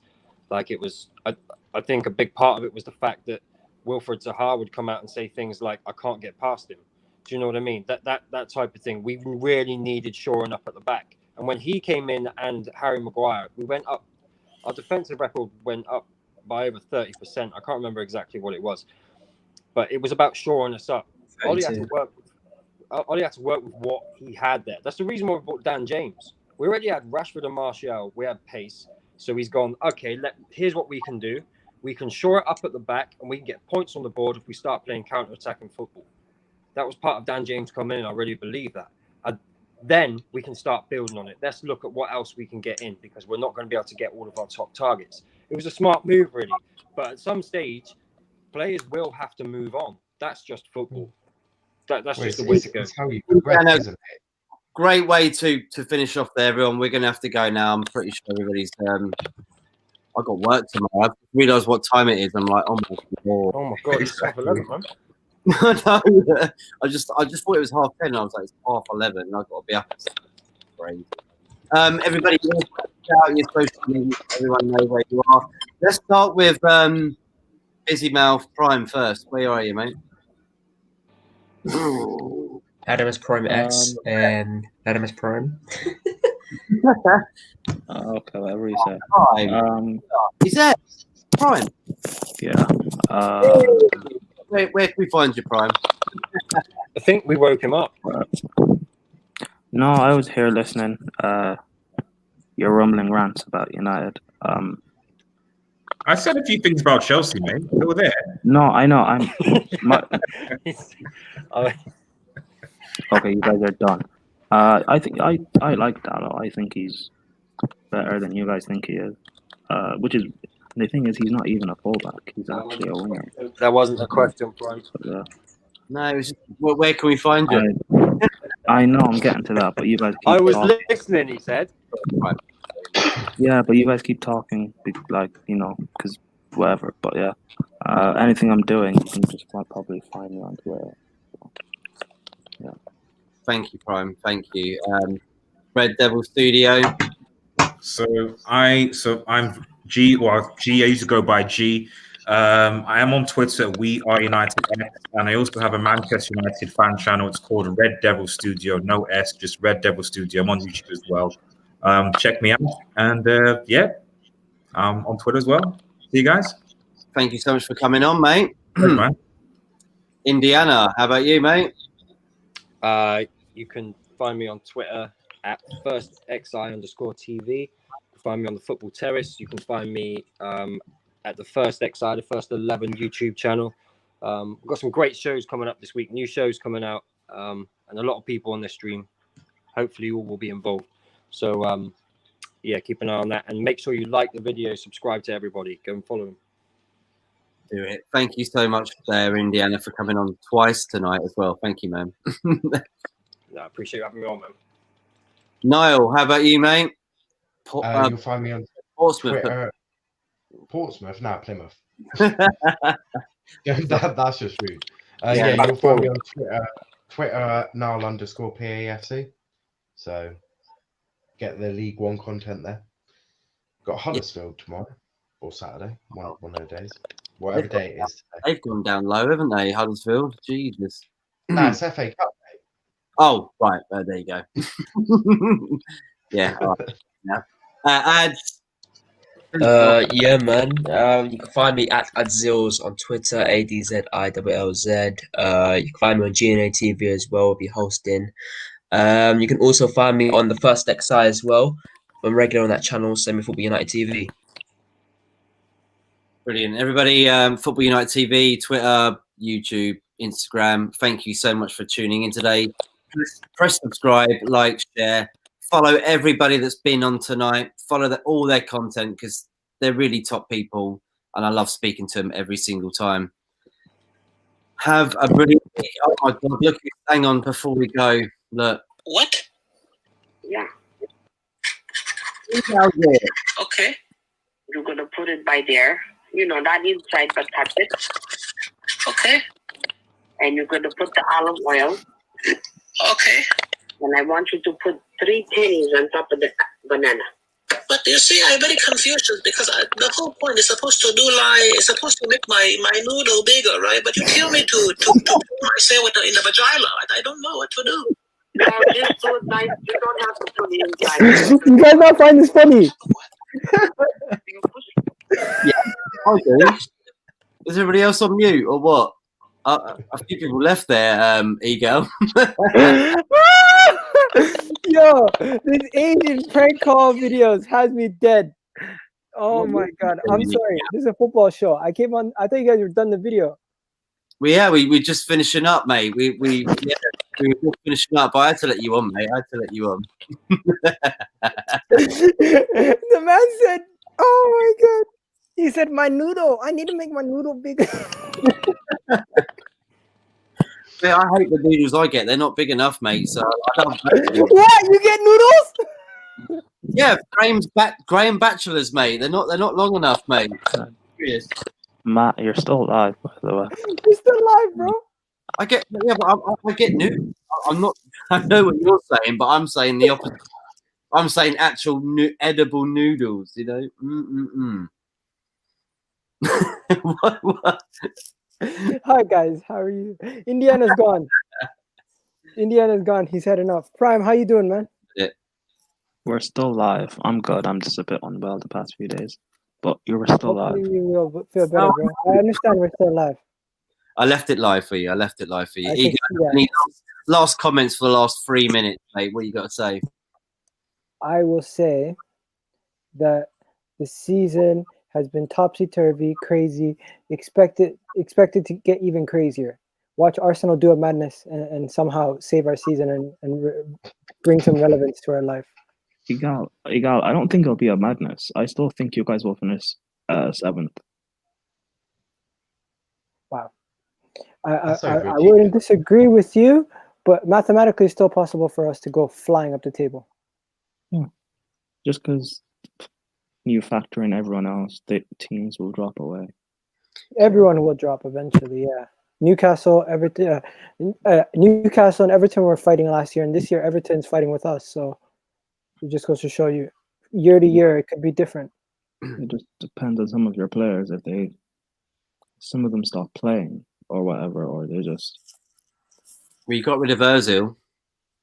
Not yet. It's not officially done. Once it's officially done and I see him wearing the number 67 at Fenerbahce, that's when I'll be happy. Same here. What a weird shirt number. It's weird, isn't it? How I'd be happy about it. Just to see him play football again. I don't even know if he'll play football at Fenerbahce. He'd probably just be playing computer games. Don't you think? He's going for a holiday in Turkey because it's the only place you can go for a holiday right now, probably. Yeah, I might need to go to Turkey. That's the only place you can go, right? I think it is actually one of the only places you can go without the vaccine at the moment. If you can get a flight and if you can get out there, or a train. I don't know. Yeah, it's apparently one of the only places in Europe you can go to at the moment. Yeah. Whether that's the reason why, I'm not sure. I know DC United were interested, but they probably couldn't pay. Who are you a fan of, bro? I've never met you before. Nice to meet you. Do you want to know who Wales supports before we leave? Here you go. You'll be surprised. Palace. No. Have 2 more guesses. That is the name of the team he supports. Portsmouth. Close. Very close. Plymouth Argyle. That's Correct. all. What's Eagle's face? And he's like, I don't know what to say about Plymouth. Probably because he hasn't met someone that still supports their hometown club. Have you ever been in the Premier League, Plymouth? No, we're actually, here's a good fact for you. We are the largest city never to have hosted top flight football. We got to a championship and we nearly got promoted out of that. And then we got into financial difficulties, ended up in League Two, nearly got relegated to non-league, and now we're on the up again. What do you think about Arsenal as a neutral? Arsenal, they've got potential to be all right, but it's the same issue as United. You need to get rid of your board. And then ideally the board members, and then probably the boardroom, and then just rebuild the boardroom. Like, so you watch Premier League football regularly, right? Yeah. Would you say, as a person who doesn't have any hat in the game at all, is it absolutely ridiculous to say all the teams that are struggling could still get back into a top 4 race? I think Arsenal are. I would need to see a little bit more in terms of January. If they can have a good January and then be within touch and distance, then yeah, they've got a chance. But we all know what the football's been like this season, where you've won 3 games and now you could lose 3 games and drop further down, or you could win 3 games and be within points of top 4. So it's such a weird season that I think anyone probably within the top 12 could actually arguably put a fight for Europe, apart from maybe Leeds, because they're not quite sorted at the back. But no, I think the top 3 will definitely have Liverpool, United, and Man City in. So I think it's really a fight between Spurs, Chelsea, and Arsenal, Everton, Villa, Southampton for the last, and Leicester for the 4th spot. Eagle, can you answer that question below? Could you actually do it? Because I'm struggling to get a few here. Yeah, I'll do it. You got Greenwood, Saka, Phil Foden, then I would say Martinelli, and then Eze. I was going to say Eze, yeah. It's definitely one of mine. I'm not sure about Greenwood. He was about half a year ago, but I'm not too sure right now. But No, top 5 youngsters based on outputs. I would say those 5. Mason Mount for me is just a little bit on the older side, so I'd put Eze. How old is Eze? If I'm mistaken, he is still young, right? Yeah, he is. I think. Yeah, he's a young lad, isn't he? He's about 19, 20, is he? Yeah. I mean, not Monster. Prime, do you know off the top of your head how old Eze is? Prime. I think he's in another world. Yeah, in another dimension. So you were early on, and then. Well, Oh, there he is. wait, There Eze, he's 20. Eze is 22, yeah. Oh, I was up a couple of years off. Okay, it's not too bad, is it? Curtis Jones from Liverpool. Curtis Jones over Eze, over Yeah. Martinelli, over Not Phil Foden. Over Not with his son, no. No, Eze's done better. Actually, Igal, how old do you think Mason Mount is? Mason Mount is 23. He's just outside of that. He's 21 years old. What? Mason Mount is 21. You serious? Yeah. It's crazy. I'm mistaken. Put Mason Mount right in there ahead of Phil Foden. I'd have thought he was. I'd have thought he was older. To be fair, I didn't realise he was 20, 21. That's The man has been loaned out to 2 different clubs, and he's played for Chelsea for 2 years, and he's 21. That's ridiculous.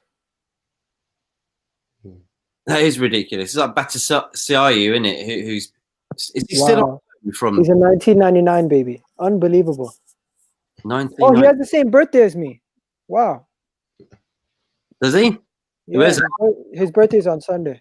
Do you think Arsenal would like to buy someone like Eze? Oh, I was talking about Mason Mount. Oh, well, yeah. You wouldn't want to buy Mason Mount, would you? No, Mason Mount would be perfect. We need midfielders. You got Emil Smith back. No, Mason Mount and Emil Smith Rowe play different positions. Mason Mount is a lot deeper than Emil Smith Rowe. No, Mason Mount, his preferred position is probably ideally attacking central midfielder. Exact same as Foden, Emil Smith Rowe, Curtis Jones.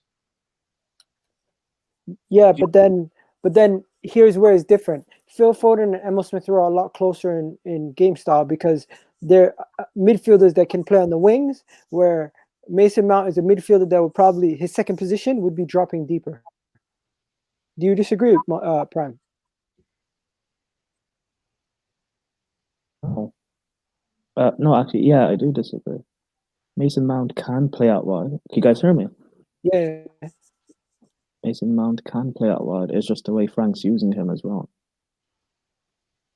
I mean, Frank hasn't used any of his players. Well, I look Mason Mount, Smith Rowe, Foden. Yeah, they can play 10s, 8s, or out wide. So, yeah. Anthony, I don't know what to think about that comment, but I'll swiftly move on.